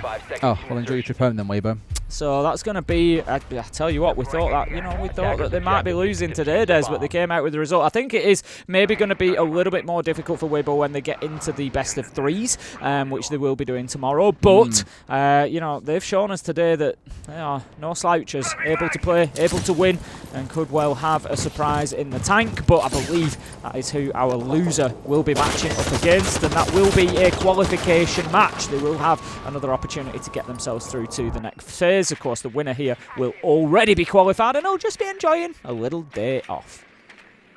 Yeah, so that's on Tuesday, Tim. It will. Tuesday is actually the group stage day that we're not working, isn't it? So we were obviously yesterday, today, tomorrow, Tuesday off. Wednesday is round 1 of playoffs that is played obviously off stage. Thursday is then rehearsal and prep day. And then Friday, Saturday, Sunday, the live stage. I believe so. Which, again, I'm so excited for everyone to see. It is the coolest stage, genuinely, that we have had at a Siege event. And we've seen some very cool stages. So do tune in on Friday to check that one out. It is awesome. You're going to love it, I promise. Okay, then, here we go. We've got the mid-floor sweep coming across. Gaveni is in there really quick, actually. He's got the book. He's 1 minute 50 left on the clock. We usually, as a threshold for this clearance, look at about 1 minute 30 to be opening up the ground. The ram is already active. The skeleton key is getting to work as well. So this is really good progress from M80. Very quick, but problem is, sometimes you can be a little bit too quick. They've got ahead of themselves. Savage is going to pick up Gunner. So that gives an entry kill to Secret and a big advantage. Yeah, I got a bit too casual there and opening up all the things that you typically have to open up on this second floor before you can start looking down into the kitchen itself. It's giving Savage a free chance to just remove the ram on above. I believe he was on the double door above and exposed himself a bit too easy after that floor had been opened up. And down he goes from there. So it means M80 have got to play it out of 4v5. They've got things like the Sens on side, but you are now going to have to leave another player upstairs to deal with the vertical angles is my main concern. It does mean you've got less firepower on the downstairs when it actually comes to the execute itself. I'm not convinced about the placement of that track stinger there from Diffuser. I don't know how well they've kind of propagated and covered towards the red corridor, but they were certainly heading more up the stairs than down. And you're not really going to get a flank from above at this point. You certainly shouldn't be anyway. Hot and Cold tries to go into those light screens to get a plant down, but as you can see, he was just being peppered through them. And right now, he just needs to kind of get a little bit tricky with his positioning. As he does, he goes in, looking to get in behind that bomb chassis, but the diffuser's been dropped. 28 seconds left to go. M80, they're in all sorts of trouble, Des. This is the worry I've got there, Tim. Like I said, they're having to leave a second player upstairs. So Gaveni's up there. Kino's the one actually on site, and at this point, Secret can afford to wait. There's only 15 seconds to go, but Gaveni's got rid of Mowgli. Make that another. Surely not Gavin saving another round. It's a 1 versus 1. Gav looking to get his teammate up. Plant surely to follow. Noah has got to go absolutely massive here. And they've managed to find it, Tim. Gav is the magic man over these last couple of days. Another round recovered for M80. Absolutely phenomenal stuff, taking the choice to get his teammate up. He knew he needed to because he needed that cover in order to be able to put a plant down. If you're a 1v1, and you go down to put the plant on the ground, you are leaving yourself defenseless. Great decision and well played in a very tough, high-pressure situation there with about 15 seconds or less left on the clock. M80 managed to grab Kitchen, and Secret will move on to mining. Just spectacular. Those are the kind of rounds that come the end of this map if it's close. That's what we're going to see. I'm telling you now, it's going to overtime. You reckon? I'll tell you now. Do you want to say the line early? Just say it now. Honestly, it wouldn't surprise me one little bit. I think they're going to battle like this, 1 for 1 for 1 for 1, and it'll be, maybe 2-1, 3-1, but then it'll be 3-3, and it'll just, I think it's just going to stay super close. I wonder actually how many big moments that we've seen him have throughout this series. I know there was definitely some yesterday that we've seen Gavin pull out, but he won 2 clutches on the last map alone. The 1v3 on border that he had, I think, is one of the best clutches that we're going to see 5 seconds left before today at least. And obviously that last round won't count as a clutch, but for all intents and purposes it may well have been, in which case you're looking at 3 in a series there for him, which is absolutely magic. Brilliant stuff, and those are the kind of things that can turn a game around. Obviously didn't help them back on border. It came close, but not quite close enough. On Lair, it was a very dominant win anyway. On Cafe, it could be what splits between victory and defeat. Savage Doing work on the Soulless. Again, we've seen a lot of Soulless players prior to the buffs that she got, but very recently did get a couple of nice touch-ups in terms of the buffs. And now a lot of other teams are running around with her, and those that were playing her before, well, are playing her even more, Tim. It's good to see her back in the meta again. Does make it quite frustrating for attackers and impede them somewhat. It's why I think Gav here has got to cross on towards the IQ, just to help them sniff around and figure out where the magnets are, but most importantly, where the Soulless is. Much better placement of the track stinger. That's going to do a much better job of stopping any flank from coming up those stairs. And top floor is well defended at the minute by Team Secret. If we have a look, they've got 3 up there. It's Noah, Morglet and Adrian that have been tasked with holding on to this. Gunnar brings the Grim. We've not actually seen too much luck for people playing the Grim. They tend to get taken out before that utility is needed. Adrian manages to pick up hot and cold, but trade is going to be there. I really like that. The team play coming in from M80 there. We can see the multiple angles, the crossfire established from high, from low, getting the job done. Gunnar was the one who found the kill. Hot and cold is a big loss though. They've got no other verticality now that the gridlock has been taken out, and Secret are so comfortable. Is it a stock market, Tim? They're back and forth in terms of these kills. It is ridiculous. Once again, Gav is left in a 1vx, so has got a bit of work to do. And he's got Noah down? No! Noah literally had to wait for his teammate to come and join him there, and this could have been a pretty cozy close instead. I'll tell you what, he is the magic man, Tim. Give him magic wand, give him the hat. Yeah, go. Do you get a kiss from your coach if you get 2 clutches? Give him a kiss. There we go. Look, phenomenal stuff again from Gaveni. Absolutely brilliant there. The way that he just played around. Am I picking him up? Am I not? You get that little bit of a sound cue to the resuscitation, and it just wasn't going to be because he was up. He was guns in his hands, ready to go. Took the fight and won the situation. Brilliant stuff, and it pulls the timeout from Secret. How do you have a conversation during a timeout saying, oh yeah, this is how we respond to a guy clutching up? I said it a little bit yesterday, to be fair. I was like, in the spots when you've got players making big clutches like that, it's normally something you're doing wrong to enable it. Smart, what are they doing, okay? Yep. Let's think about this. Our students on the late rounds, they think what we're doing. If someone is playing, we play together. If no one's playing, if we can stay alive, we can stay alive. Okay, where you guys are playing, so people can react on the view, because people cannot see every time where you guys are playing or what. So make sure that you guys are talking about that so people can react properly. We're playing really good. It was like perfect too, making like time for sides still getting 2. Like we're pretty good guys. We just need to make sure. It's been all fine. Yeah, we just need to make sure like we have this small stuff and we have. So calm. They're very right in the small things. Like I say, if you're letting someone clutch up, it's because you're the one making the mistakes. And I was a bit astounded at how Noah had taken a 1v1. I was like, what are you trying to do here? Why are you being the hero? He's behind the class shield, got stuck in the 1v1, couldn't get rid of Gav, and it left Gav into a 1v1 that he then ended up winning out. And with a bit of patience, it could have been a 2 versus 1. So I think, as you've heard Savage say, as you just heard Twister say, it's small things to adjust here rather than anything that is massively wrong in how Secret are playing. Yeah, I would agree, but the problem is you've got to make those adjustments quickly, Des, because this one could run away with you up on the top floor again. Well, you know, Secret may well love this site. They may well be able to lock it down every time, but every time I see it, I just feel like it's an opportunity for the defenders, for the attackers to do something. If M80 can come away with a win here on the top floor, go 3-1 up, boy oh boy, do they cruise towards qualification. And I have Noah on the mirror. That's the one that I'm really looking towards here. Difficult operator to deal with up on this top floor. We've had the triple shield ban has come in from Secret during that banning phase, and also no surprise to see the clash taken away. You know, they didn't win out the day for them in the last round, but it certainly could have done, and M80 wanting nothing more to do with it. I'm not surprised. It's just frustrating to play against, isn't it, right? And it was more a misplay from Noah than it was the operator not being like fit for purpose or anything, because playing around that clash there, making use of the constant slow field that she projects, that would have been probably enough to turn a 2 versus 1 in their favour. Either way, it's off the board, and if you say so are all the shields. It does mean Capital, which has been banned away against M80 a couple of times now, is available to make use of. And I think as we've seen from many teams, Capital, a very, very powerful operator. Claymore's always helping on this map, but it's much more about the utility in back pocket, the smoke and the fire that really does the hard yards. Gaveni always one now to keep an eye on. 8-1. Unbelievable stuff so far. Doom does take down Diffuser, but Kino is there. And we cannot overlook Kino's contribution to this, not a victory yet, but to this performance that M80 have been delivering. He has been solid throughout all of the maps and continues to be so. 4-2, picking up an important trade there. And look who he's taken down. It's going to be the Warden that is off the board. Always a big loss, especially with the Capitao on board. 2 smoke arrows still available to them. So that is now utility that could be really damaging to Team Secret. It's been really interesting for M80 how they've spun between like Nomad and Gridlock. They had both back in round 1. In this round, it was more the Gridlock plus a whole ton of Claymores coming out. You know, partly because of the site itself, not wanting to see jump outs or run out sort of time, of course. Gridlock tends to get used more internally on things like stairs.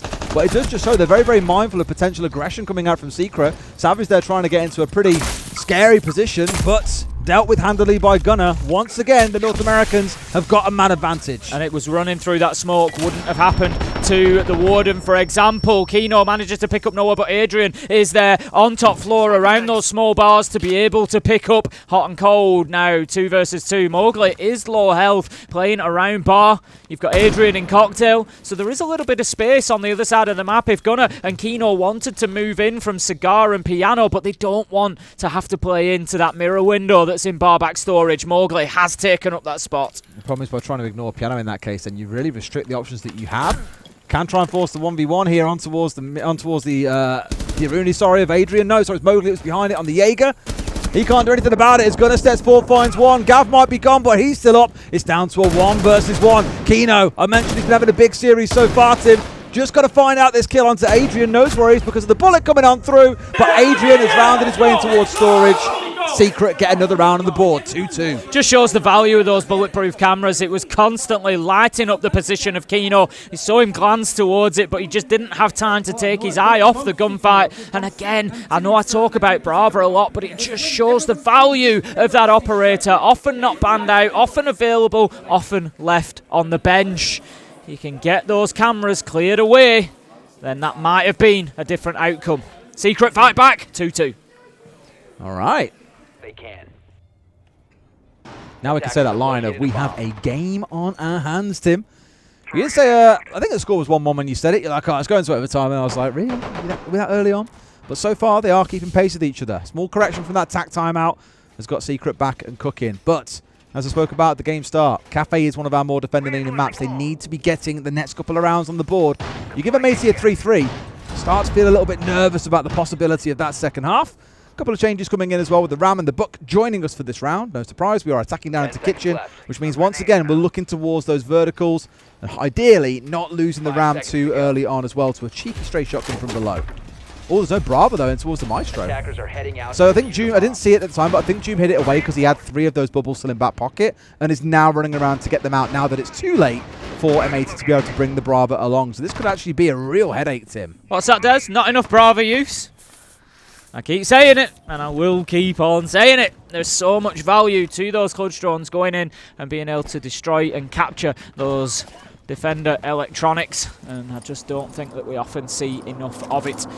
You know, I look at an operator like Glaz. I'm not, you know, singling anybody out. Glaz can be extremely useful, and we see some real value, but the point is, if you're not going to bring the Brava when there's both a Fenrir and a Maestro on side, you better be making some value out of that Glass. How many times can you say value in a couple of sentences there, Tim? Value. Spot on. Yeah, FNAT's at least taken, I won't say offline, of course, the ones that are activated stay activated, but there's no toggling of those anymore. But I actually think it was actually Mowgli also being hidden away, so they conceal both of those operators. You know, typically you see bulletproof cameras on this site as well, which is another consideration, but I've chosen to try and crack on here without Twitch, without the Brava, without any real option to deal with that gadgetry.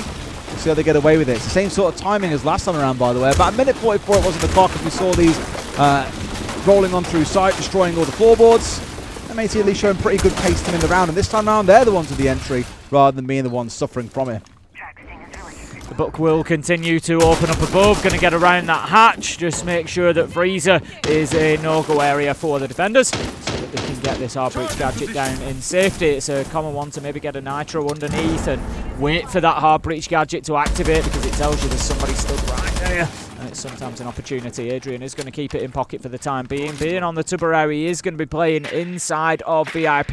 I have a look across. There's no deployable shields. I always worry about that position. I understand why you play the Tubarão there. You've got the Zoto canisters. You can play them onto the hatch to prevent it being breached. You can also play them to the bottom of white stairs to prevent yourself being swung. But I just feel like there's no protection when you don't have that deployable shield brought along. Oh, at this point maybe it's fire coming on through. There's a lot of utility coming through. The first 2 firebolts. Rain smoke also to follow. Adrian for now tucked in deep, but Gunner's got a second in the round. 10 minutes, the smoke that's gone. Holding onto the angle was Gavin, but Adrian has put him in the mud. No one yet pushing him. The Outer starts singing, gets one. It is back and forth between the two. And now we're down to a 2v2. The east side, held by M80. Secret holding on to Bakery in the west. Kino absolutely finding that value that I wanted from the Glaz to ensure that it was worthwhile bringing them along instead of the Brava. Takes down an important position by removing VIP. This is why you want your Brava, Des. Nothing they can do about it as well. They're going to see everything through the smoke, forced to chase them down. You might get rid of an Evil Eye, but not the operators behind them.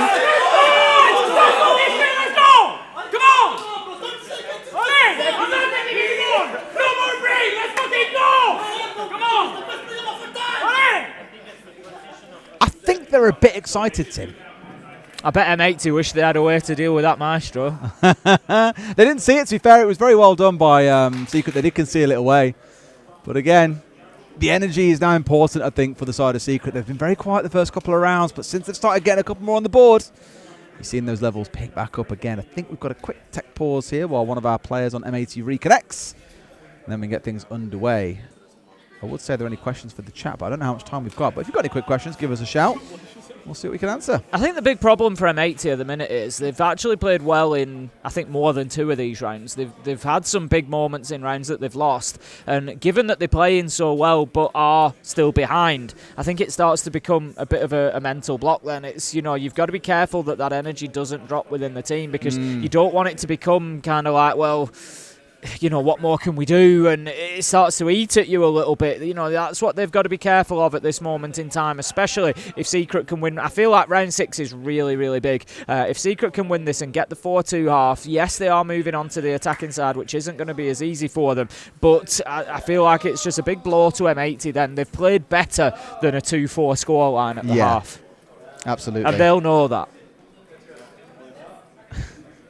Someone asked me, Des, what part of Scotland are you from? Well, Birmingham, I guess, has magically moved up there, in which case you could say that if you really wish. Someone did also ask for a garden update, Tim. Yeah. Honestly.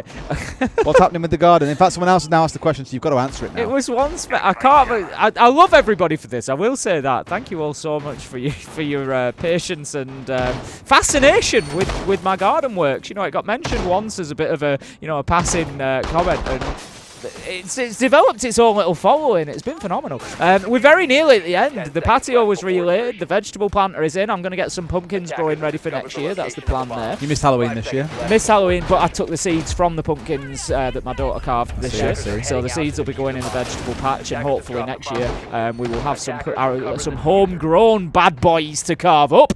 The decking's nearly finished. That's about 90% there. I've just shorted some materials, so I'm going to get them ordered ready for when I get home, and expecting to have it finished before December. Yeah, before Christmas will be good. Give yourself a little few weeks of room before it gets before you really settle in with the mince pies. It'll get painted next spring once the decking's had time to weather. I'm going to get some plants in pots, a little tree in a pot up at the back as well. It's all going to be good stuff. People really want to know when they can have a garden tour. Now we're really going to the next level. Yeah, I'm sure I can sort out. I'm going to be careful I don't dox myself.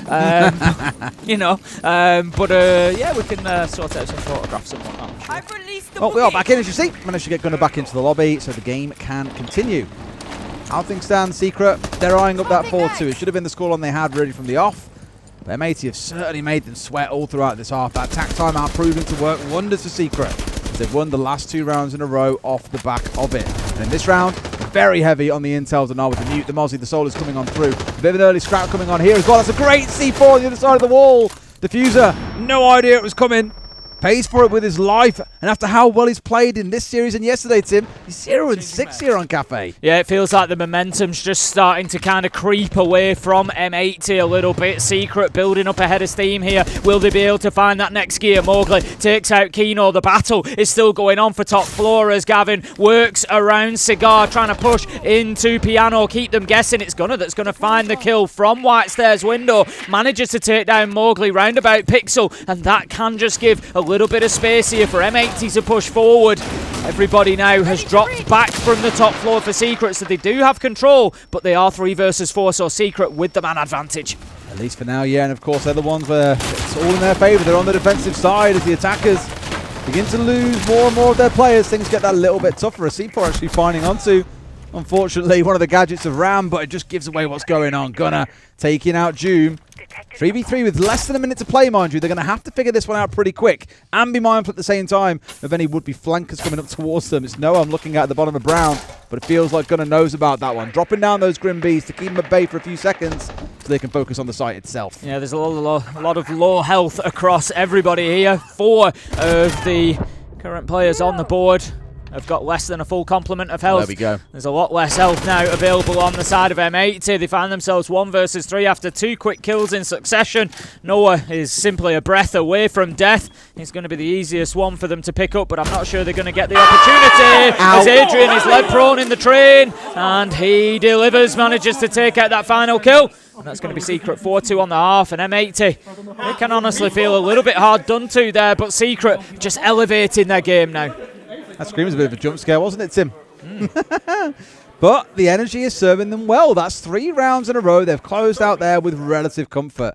However, now the sides switch. Secret go on the attack, and I've said they're a brilliant attacking team, and they are one of the best in the world at it. But it doesn't mean M80 are a bad cafe team or a bad defensive team. So I can't really call which way this one's going to go. Take a look at the bans first, though. M80 taking away the Blackbeard, interestingly, not the Monty or the Blitz, but I'm sure that may well follow. No. Going to be the Capitao instead. Secret removing 2 of our architects, leaving Mira up, but getting rid of the Azami and the castle. Okay, then M80. I think 2 really important rounds coming up for them. 7 and 8. They need to win at least 1, ideally 2, get themselves back level, and then you're starting to look towards that 4-2 half that they need. The big question is, how are Secret going to be on the attack? If we look back to their record historically here on Cafe, we can see over the last 6 months or so, we've got a 55% win rate for Secret. If they can maintain that, Des, they win here and get themselves qualified. Someone did actually ask as well, can coaches talk during a ban phase? Yes, they can. They get to talk at the halfway mark. It was a good time to have a conversation, to be fair, as well as, of course, during their TAC timeouts. And we've kind of debated this a couple of times with a few teams about what the best approach to it is. And some have generally said if you know what your bans are going to be before you go into the game, well, you can use that time as a mini TAC timeout. You can course correct, you can amend, so on and so forth. And so, it feels like a sensible way to be approaching those bans overall. But here we go. Let's see what Secret can do on the attack and how M80 fare on the defense. They're starting things off up on this top floor. A pretty standard setup, although we are seeing the Jaeger and Mai coming along together. Yeah, I think I knew that was going to come. Yeah. Gunner's managed to ping himself on the Aruni gate, so I imagine this will be a rehost here so we get things restarted. Yeah, fair enough. I think, you bring in the Jaeger Wamai there because, especially seeing the shield, you're really looking to hold on to Pixel Corner. And the reason that they want that is that they've got the mirror playing inside of Washroom, so you need to keep hold of Pixel so that they're not running up and smashing the mirror so that they can't just throw a Selma on there or anything else to deal with it. But also the Jaeger Wamai is going to help to protect the mirror inside of Washroom from something like a nade, say, coming in from White Corridor window. You know, there's so many areas and angles that need to be protected to hold that Pixel and Washroom area. I think that's why we see the double up on Jaeger Wamai.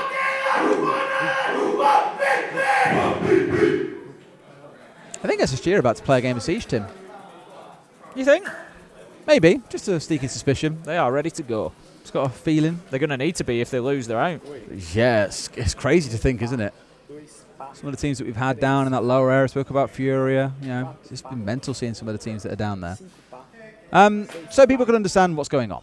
What has happened in terms of the rehost here is there is currently an Aruni bug where it can sometimes damage defenders. It doesn't disable. They run into it. They take the damage. There is also a bug sometimes with attackers where even though they aren't touching a laser gate, the hitbox is a little bit off and they'll get zapped and they will take damage. What the admins have decided, because Aruni's pick rate isn't absolutely crazy, because teams like to pick her for a gun rather than the gadget itself, she is allowed to be picked and played. She will not be put into quarantine, but that is always able to be under review. All the teams are aware. They were all told at the very start of the day, so they're all playing by the same rules. But generally, if we see damage taken in the prep phase or at the very, very start of the attacking phase, then we get to rehost the round. That's the rule that we're currently playing too. So that is why we're in a rehost, just so you are on the same page as us and you know what's going on. Yeah, it shouldn't take too long to get it sorted and get everybody back in and ready to roll. And we will continue on with this one. Secret currently sit at 5-2. Big advantage for them. And it's going to be a tough road forward for M80 from here. No, it was 4-2, wasn't it? It was just after the half that we've had the top pause. Literally our first round, Tim, yeah. Incorrect score up at the top left. That's what threw me. It's 4-2 currently to Team Secret. They haven't got that advantage quite just yet. But as I said, historically, 55% win rate for them on the defense of Cafe. If they can just continue with that, it seems like an easy thing to do. It's certainly an easy thing to say, much easier than it is to do. They will be able to get this one out. They would get the 3 rounds that they need, but it's not going to be as simple as that. M80, of course, going to do everything they can to make it difficult. I like the colour of the keys on Jim's keyboard as well. Very focused on the peripherals this week. I like mouse mat as well. Noah's mouse mats are all cool for the pattern. We've seen plenty of interesting coloured mice. We've discussed the snow foam green mouse that we saw yesterday. We had the very nice lime green that is definitely not called lime green earlier too. It's going to have some weird name, I can almost guarantee it. Okay, let's get into it. We're back with the game. Secret versus M80, 4-2 Secret, and we are heading up to that top floor. We just come back after a short rehost. We're going to have the same lineups, and I would imagine pretty much the same setup, given that we've got the same operators. We've got Wamai and Jaeger both coming in there. We saw that setup that was happening around Pixel. Hot and Cold, of course, playing the Sentry, which brings along the deployable shield, but also the Nitro. Really valuable operator sometimes in terms of that, additional secondary utility that they can bring. We can just see at the bottom of our screens he is going to be deploying the shield onto Pixel Corner. So keep an eye through this round on that area, Washroom and Pixel Corner. There is so much utility going to be expended there. There'll be a mirror window, there will be Wamai magnets, there will be Jaeger ADSs, there is a deployable shield there. It's all going to be in place to try and keep that safe, to prevent the attackers of Secret from being able to move across from that left-hand side of your screen towards the site itself. Absolutely. Well, let's see how it goes, and by the looks of it, no one has been zapped by a laser gate, so things can roll on forward. We spoke a lot about this top floor, and Tim, I know that you're quite a generational top floor hater normally. How are you feeling about it lately? Well, I mean, Secret just won it twice, didn't they? So, why not? What do I know? Look, it goes round in circles, but I know historically over years and years, it is generally never more than about 50% defensive win rate. So I'm not saying it's a site that shouldn't be played. I'm not saying it's a terrible site. I'm saying it's a site that surprises me to be a first choice pick as often as it is. I'm going to look at the stats now. I'm curious. Have a look and see what they stand at currently, but if it is a seriously advantageous site for defenders, it'll be probably the first time in history. Hot and Cold will pick up that first kill onto Adrian. M80 I feel really needed that. It powers them into the round. It takes Nomad off the board, so now you just leave those flank questions as well, and they need, I think, 2 rounds to level up 4-4 before they progress into the rest of this game. You're going to love this, Tim. What? Baron Cocktail is currently 62% attacker-sided. There you go. The other sites are between 40 and 47. Yeah. There is a significant swing towards top floor being attacker-sided. Always has been. But everyone loves playing it. It's where the defenders like to start. But honestly, I think about, don't quote me on it, but about the best it's ever got is when you look like region-specific. Sometimes you'll have one region, like maybe SAL or something, will have like a 52% defender win rate. It barely ever gets above 50%. And when you look as a global thing, I don't think I've ever seen it above 50%. I don't know what the love is for this top floor site. Turns out the colour of that mouse is slime green, by the way. Kino finding a C4. Yeah. Add an extra. Put an S at the start, and it's completely fine, Tim, apparently.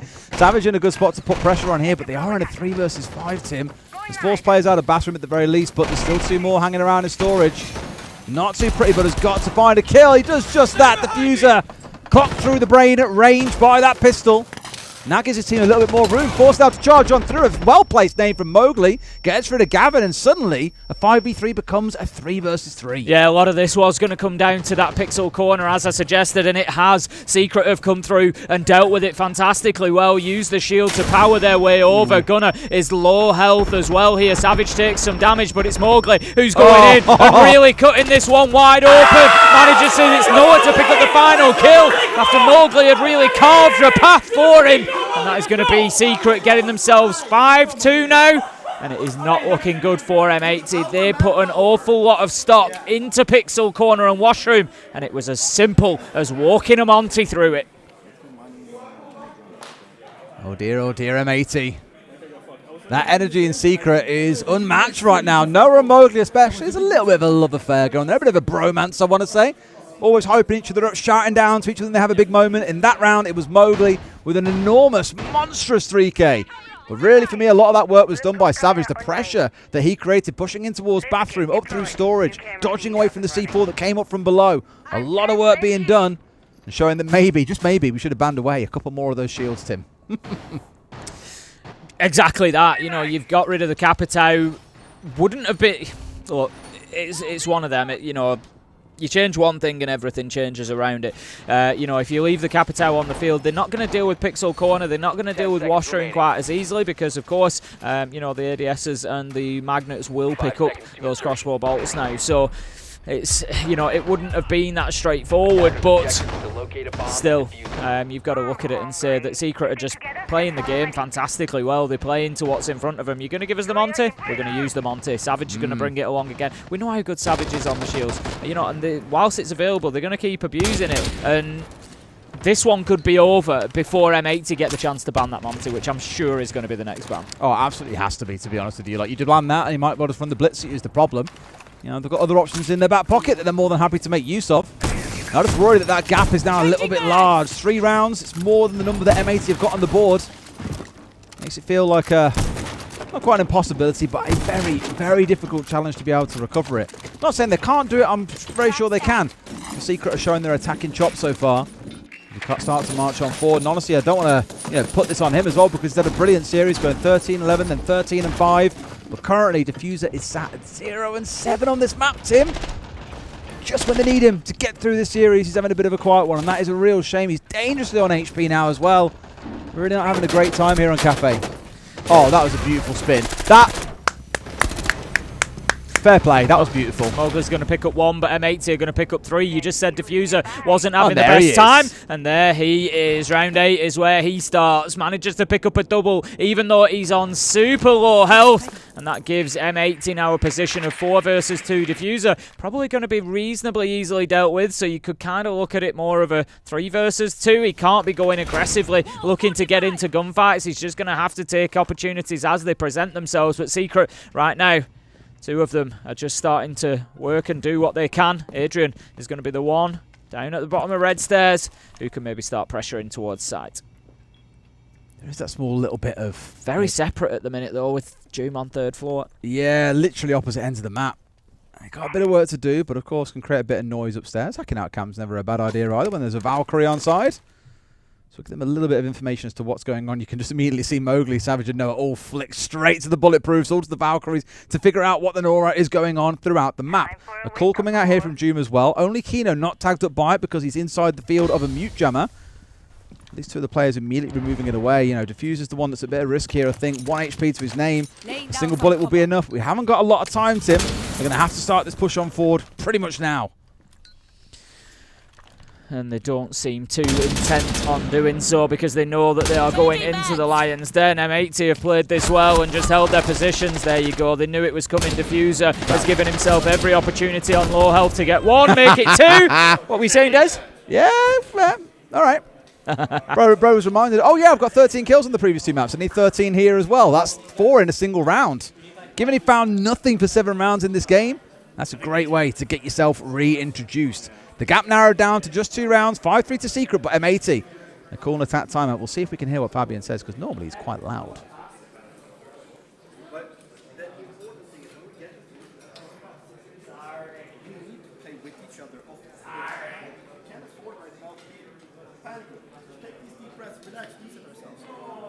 We can't hear you. Yes, guys. Team speak die. I can't hear anything. Oh, TeamSpeak died again. Team speak die. RIP. I imagine they'll get given another tap timeout in that case if they can't hear them. But as he was saying, it's the same sort of thing we've heard him say before. You know, you need to speak to each other. You've got to work together. You know, power was what he was saying back on board. You've got to be able to push aggressively on the defensive side and get in and at them. But we'll see if they get the one back on this in a second. They can have another chat. You're getting 30 additional seconds, Tim. There we go. Yeah, I think they kind of caught the beginning of it. But They'll sort it out either way. They're getting that resolved. But yeah, look, absolutely right. Fabian's got to have some big words here if M80 want to bring this back. They've just, built a little bit of momentum. They've got themselves a toehold back into this one. 2 rounds down, so no worse than they were off at the half when it was 4-2. But the thing is, Secret can continue to play that game. If you remember, I spoke about Secret having that 55% defensive win rate on Cafe. That leads them to winning 3 and a bit rounds. 3 will be enough. They can just grind them out one at a time, 1 for 1 for 1 for 1, and they'll win. Like, if we see that there's so many guys around beyond, and they're pressuring happening for Monte, they're not going to have Monte after round 2. But use our manpower to fucking play together. It doesn't matter if we trade out as long as we do it fucking as a group, right? We can always trade out. So make sure we do that. The microphones have been iffy at best. And then when we get into 5-on-3, reset. Just get rid of the Monte for the next round. It's going to be they're not going to have a chance without it. We've been playing great. We should have won the first one too. Yeah, can we? When you guys have to make. I'm hiding the Maestro. 2 key things from that. 1, Monty's getting banned. Get rid of Monty. 2, he's hiding Maestro. Yep. We'll see if they can get a sniff out on it or not. If not, well, if they do, then a Bravo's coming along. If not, well, the Maestro's going to have a little bit of work. He's able to get done in this round. Well, you'd certainly expect to see the Bravo, but that being said, M80 on the attack chose not to bring that up along, and the Maestro did them some real damage. So I'm sure Secret will have learnt from being on the correct side of that situation that they don't want to be on the other. As it is, we don't have any switches yet. The Twitch has been switched away from, so I believe they haven't yet seen the Maestro. Attackers have discovered the location of a bomb. Where's you ratting? Lay down inside a freezer. Now he's up and off. The time for them to swap away is probably gone far too limited. They haven't got the Bravo on side, so they haven't seen him. Nice. So there we go. Exactly the same thing as what Secret did to them. Moving to defuse a bomb.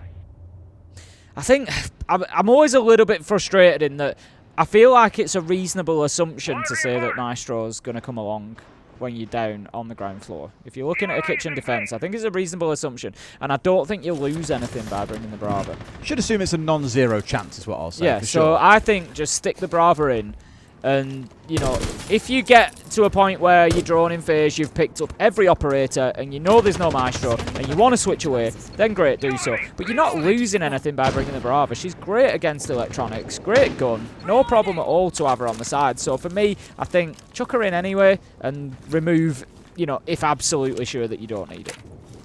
Well, at the very least, Tim, we have got the IQ on side. We did have the Twitch that then got taken away. We do have a good number of frag grenades, 6 of them, with which to work. So it's not like they're completely out of options for dealing with those Maestro cams, but the last thing you're going to be doing when you're hitting sites itself is trying to roll these frag grenades onto those bubbles. You want to have your gun up ready for someone to come and push you.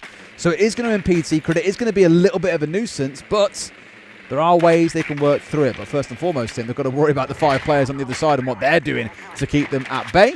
Have got Kino sat inside of VIP. That Subaru once again returning to play in that position. It was Adrian doing it back in the first half, but a C4 at the ready. The Zotos also to drop in towards Freezer, making it a little bit chillier in there.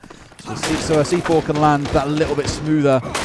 But we already saw exactly the same again in that first half. It didn't quite catch the front man, the shield player, but it did catch the player dropping down behind him.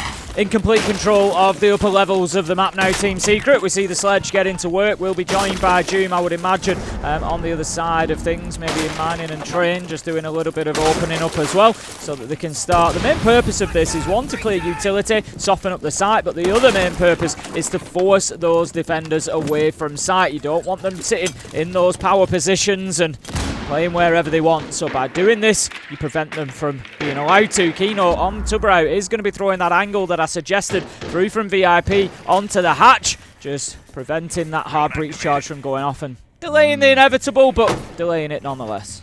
Savage having a sniff around the bottom of Brownstairs here. Of course, got the cover of the tracks coming out from Murgy that were there earlier, but more, I think, to ensure people weren't trying to run up it earlier into the round. Now we're starting to descend on site in the last 30 seconds.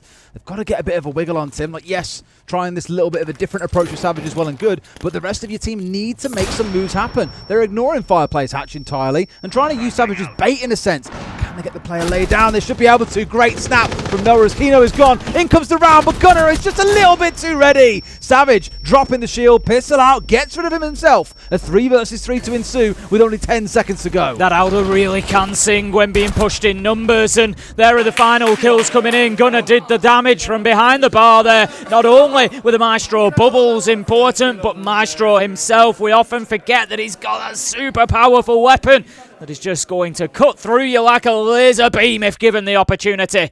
M80 get themselves back within 1. I said close, and they are delivering close.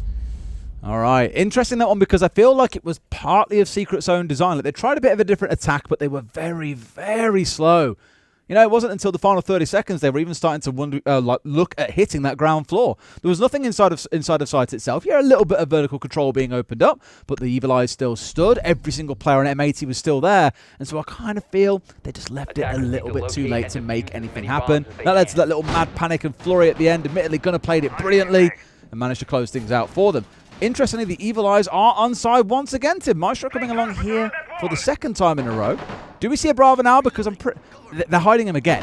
Yep. Do they see? I mean, you've got the Mozzie on side and the Mute to try and conceal this away, but smart. Are they going to see him? I don't think they will. I don't think they will. If you've got Mozzie and Mute, you can pretty much close off the top floor to drones. You know, they maybe spawn up on the top and get. It's going to be a tough one. You're not really going to get them as far as you want to inside. So. I saw the Docker and I was like, that's also a cool idea to deal with them for a while. Of course, shuts everyone out from using cams for a period of time, but no. All right, no Brava, no Dockerby. They're not going to be able to get busy again with those Evil Eyes, but I've got to put them all down as right now 3 are still sat in back pocket. Yeah, exactly that. Just sat in bar back storage, keeping himself off the radar means that he is not fully set up, but it doesn't matter. He's going to have 30 seconds at the beginning of the round in order to do that before Secret are in a position to pressure. See how influential those cams can be up on this top floor hold.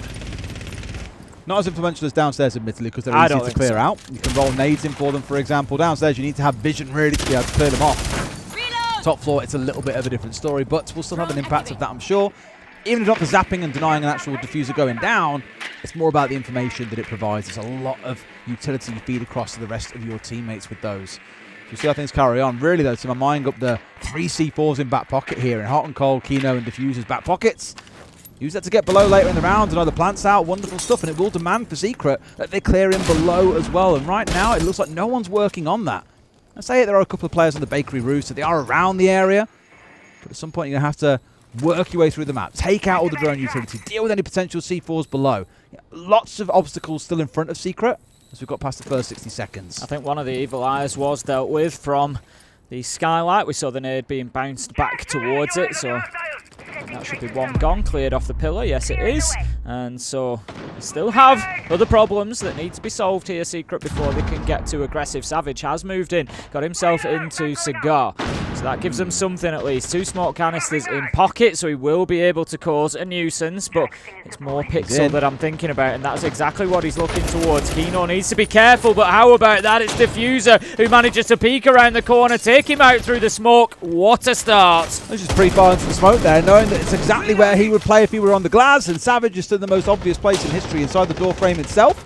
Has lost his life as a result. Doom at least getting the trade back. Gav also to fall here. Hot and Cold finding a C4 kill. We were speaking about them earlier on, but it's going a little bit pear-shaped here for the side of Secret, I'm afraid. It's a 1 versus 3. Noah to try and recover, but I imagine here M80 hold on to him, and that would bring us all square. Yep, Secret just don't have the answers on attack at the minute. M80 have just found a second wind with momentum behind them. They are absolutely powering forward. Noah is just searching, seeking, trying to find the first of these engagements. It's Pixel spot. I think he knows he hears the movement. He's working towards it. They see him.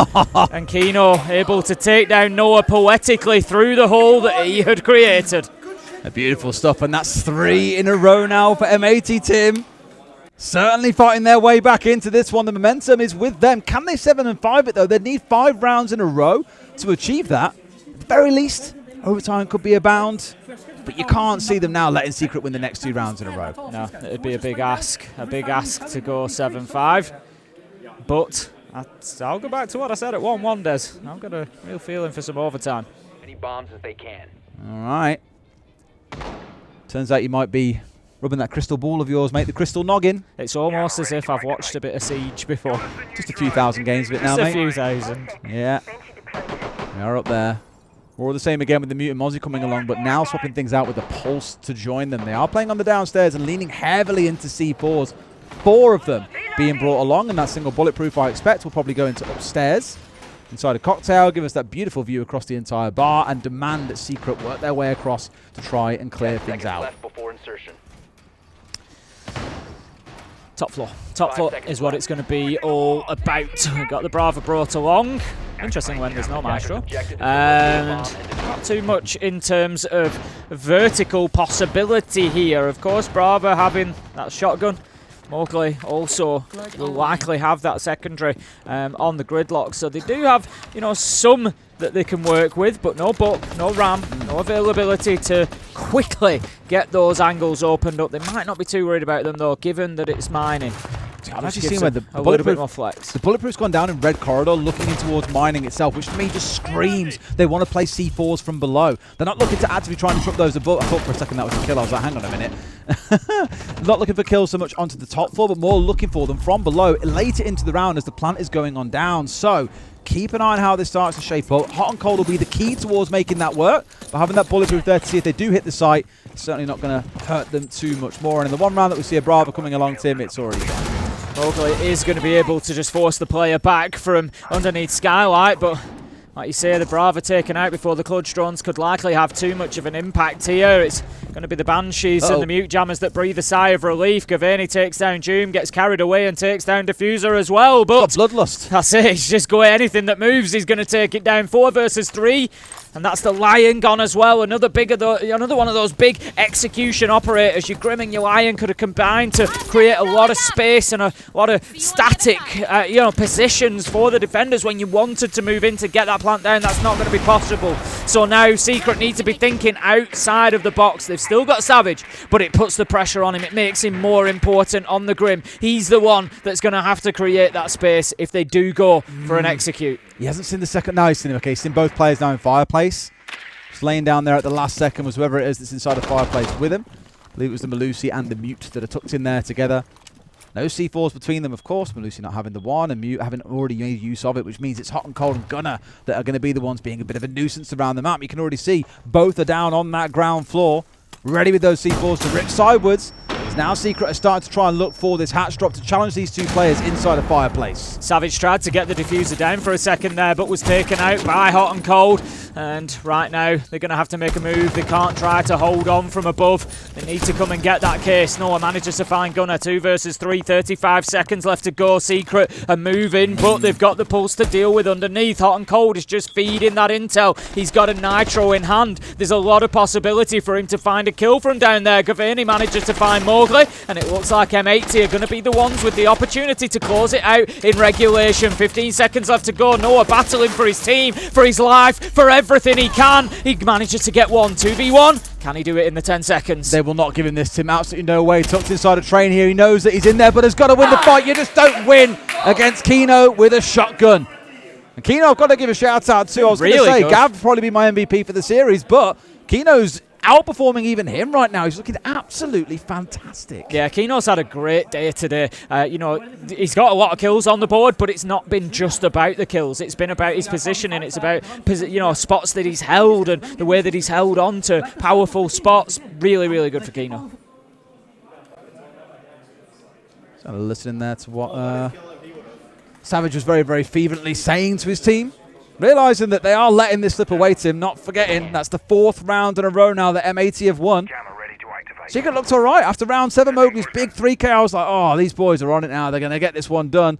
But they have struggled to find anything since then. The North Americans in full control. One more round, Tim, and they avoid a very, very tense overtime. They'll seal it here, make their way into playoffs. And they'll be our first team to do so. It's worth stressing as well, because the next game on this stream, we'll see our second team joining them. Answers is all that's coming from both A and B stream today. B stream, of course, the qualifications, A stream, the eliminations. So, is it going to be a case of cooking up a victory down in the kitchen for M80? It's their final sight, their final opportunity. They only get one chance, or we will be going into that fated overtime. Looking for a few extra rounds. We've got the Fuse Shield on side. None of the shields apart from Monty are. Oh no, we've got Blackbeard Band out as well, but the Blitz would have been available, but deciding that they're attacking into Kitchen, so they would rather have those charges available to be able to play them through the floor and open up Kitchen, get rid of that utility and find some opportunities. The panic button being smashed to get back on the shield, right? Virtus Pro are smiling somewhere. Obviously had the real poor stage 2, so aren't here at the event with us, but inspiration being taken by Savage to make use of the Fuse for exactly that purpose. And in case you are seeing this for the first time and haven't seen the Fuse all that much before, it's an alternative that Virtus Pro have been running because a team isn't ever really going to ban away Fuse from you. So you know it's kind of like a guaranteed operator that you can bring. And if they do ban away the Fuse, then you run a Blitz, or you run a Blackbeard, or you run a Monty. So it's nice to have it in the back pocket, and Savage is slowly starting to lean in towards that. Whether or not it makes a difference, we're going to find out as we step on through. For now, it's still getting themselves established inside the map. Both teams running a hell of a lot of gridlock to lock down these stairs and make sure that they aren't being hit by anyone off on the flank. Doom's just going to hold that long angle for the time being, but the problem for Secret here is that the time is ticking away. They don't have all day to sit and hold angles. They need to get moving, and that's exactly what he will do. Looking to just get a bit more of that floor open. Savage, where is he? He's going to be opening up the hatch, I believe, and then he can start getting those Fuse charges above and just making a nuisance of himself. Interesting. I tell you what he was doing. He was opening up the wall from pillar through to give that vertical angle. Exactly that one. Thank you very much. Opening up that vertical wall. That's just going to allow Doom at some point to go in there with the skeleton key and open things up. But for now, this auto canister is buying time for M80 Des. We're down to a minute, and M80 are largely unbothered and largely unmoved. They are for now. But where does that go as we get towards the last 30 here? It's really this last 20 seconds of setup they can now make use of. Savage, honestly, I'd have had eyes then to make use of those Fuse charges, to know it's not the main reason for picking the operator, but that's still great gadgetry to clear out Goyo canisters, to force players to make the move, maybe even catch out some nuke jammers, some magnets, some yokais that are down there. Could yet come back to bite them, but Adrian's in, has managed to find himself the entry onto Gunner. That's the mute taken away. Last 30 seconds, Savage waiting for the go sign. Yeah, this is just going to be a bloodbath. They're just getting themselves into position. They haven't dealt with VIP yet. That could be a problem, something that they need to address. It's Kino that's in there, and he's going to look to make the challenge around the corner, but Savage goes straight for the diffuser. He's getting the plant down, but there's an echo drone, Des. I'm not sure how aware they are. They know now, and they take it down. Savage goes back in. Adrian picks up Kino. That's all the space they need. This should be secured. 3 versus 5. M80 start to battle back. Hot and cold picks up the Fuse, takes out the track stingers. 2 versus 3 as we have a flurry of kills. M80 are fighting back. They couldn't do it, could they, Des? They've got to go upstairs though, Tim. Both players are upstairs at this point. You need some miraculous vertical cover if you're going to make this work. And I just worry they've left it already a bit too late to make that run upstairs. Doing the very best, trying to win the reverse angle, but Doom denies it away. Hot and cold. Not going to be able to win this one, I don't think, unfortunately, Tim. You can say the line now. We're going to overtime, Des. This one has gone the distance. We need those extra rounds to decide. After 3 maps, it will come down to just 3 rounds, and it is anybody's. It feels like an elimination game. It's got that level of tension to it. Again, the reminder, the winner goes through to our playoffs. The loser, they still get to carry on playing. They've got a couple more lives. What's Savage saying? So if you're not doing anything, you have to be super safe. And if you can do something to actually it's going to be good, I think. Yeah. Be chill, basically. If you're doing nothing, don't die.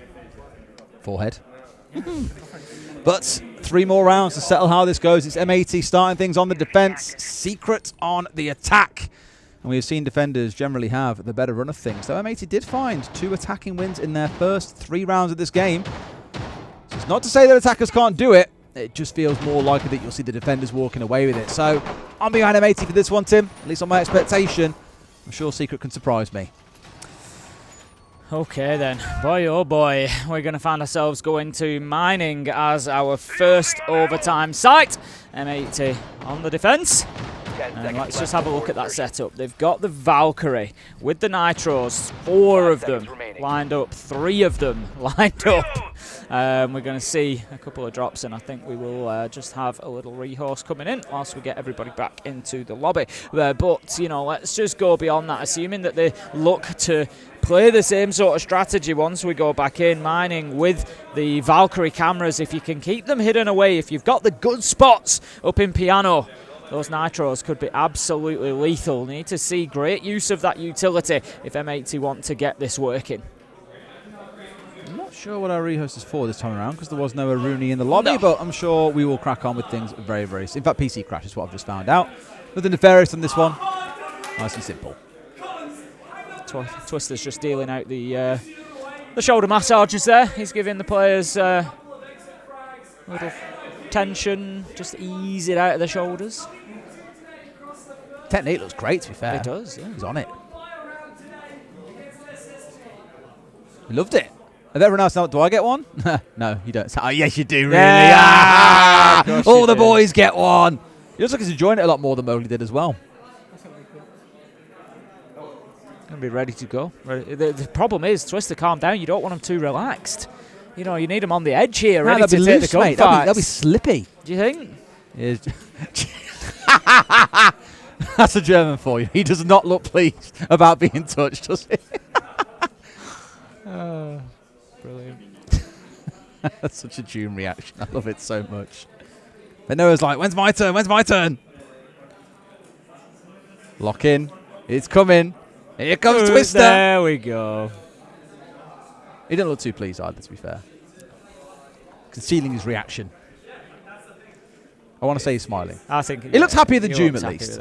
I'd say Savage enjoyed it the most. Yeah. Then Noah. Then Mowgli. Joom, I wouldn't even put him on the enjoyment scale. Adrian looked pretty pleased. I didn't. To be fair, I was not paying attention. I didn't see Adrian. Adrian had a smile. He's having a good time. You know, the question is Fabian dishing out the shoulder rubs? Oh, well, he was dealing out kisses earlier. Very true, very true. 2 very different team environments here. One coach gives out kisses, the other a nice massage. Both getting results. Both getting results as we found ourselves absolutely neck and neck, 6-6. Just about to head into overtime. We've got a little technical pause and we will get you back in. If you've just joined us or maybe not seen the whole thing, you're wondering, what is going on? Where are we up to? Well, it's 1 map apiece. And we had Team Secret taking Border in overtime. M80 then very convincingly winning on Leia. Team Secret not anywhere near them, to be honest. And that finds us now on map 3, which is Cafe. 6-6. A good comeback from M80 as well. It was 5-2 at a point, I believe. It got to. And then M80 got 3 rounds in a row, fought it back, and just continued going. And Secret just able to dig themselves out of trouble in round 12 to go to overtime. And this will all be decided. Reminder, the team who wins this will qualify. The team who loses, I believe, will drop down to play Weibo in the next qualification matchup tomorrow. But jump scare. down to 3 rounds. That wasn't our teams, by the way. That was the other game that's currently going on.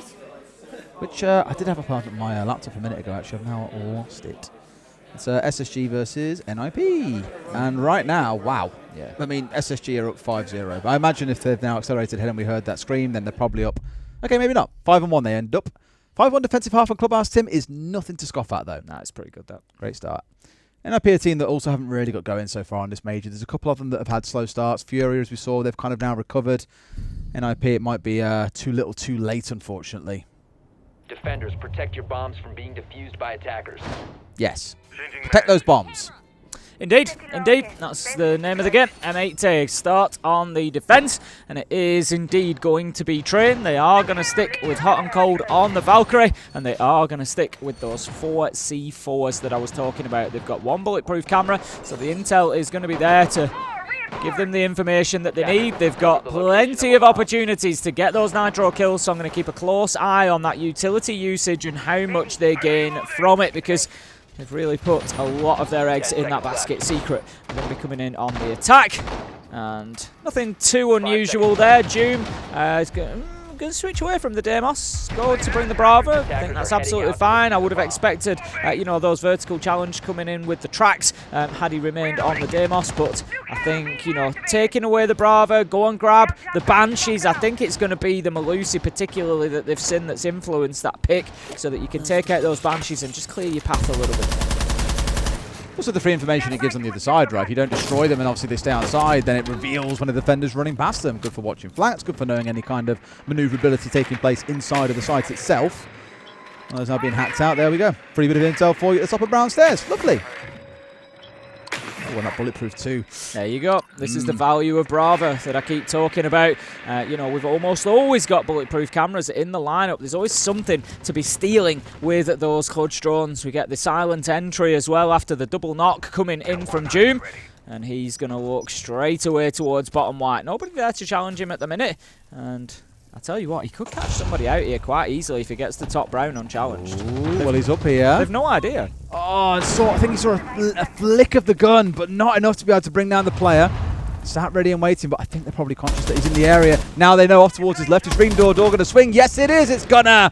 Down goes Jimmy, who's in a great spot there to have an impact. Tim turns out he didn't enjoy that massage, and he ain't enjoying this round. Yeah, the timing just never really worked out for him, did it? Just caught a few glimpses, but nothing that he could really make an impact on, and then loses his life. 4 versus 4, halfway through the round. The drop comes in from Savage, just looking to push forward. They're obviously confident that they've got control of reading and beyond, so they can now start pushing in towards site. A little bit spread out here. Adrian is kind of taking up that June position at top red stairs, but he's going to be cut down by an absolutely disgusting long angle from Diffuser underneath the table. Manages to find his man. Hard breach charge is not going to go off yet. There's auto canister going to stop that.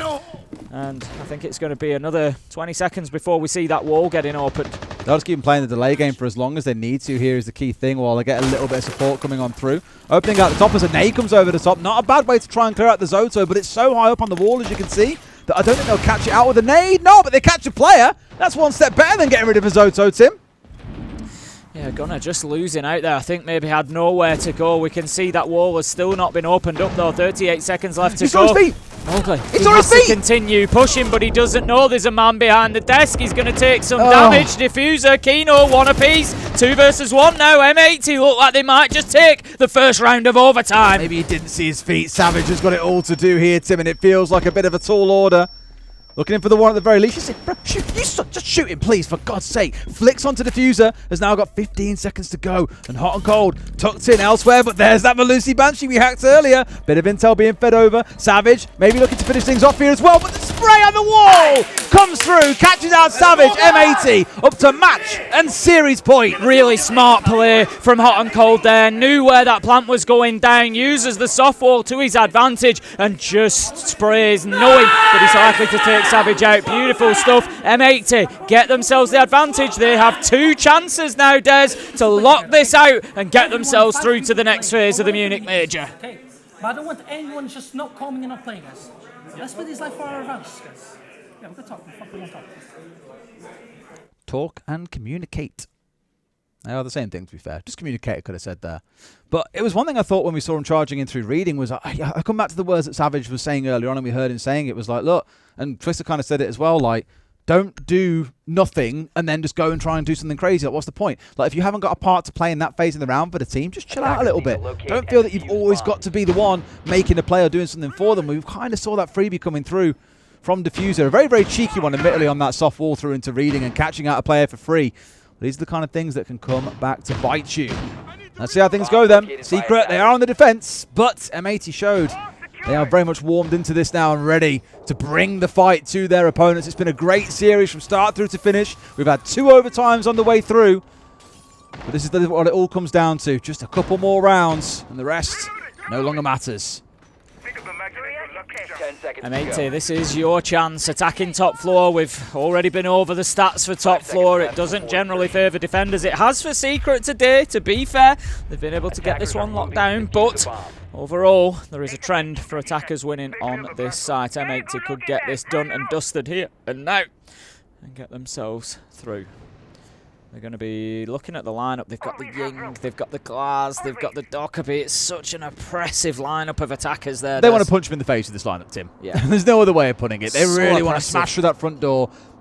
After a bit of prep work, admittedly, of course, locking down the flanks, making sure they've got control with the ram. Outside of that, it is all about the Ying and the Glass putting in some real reps.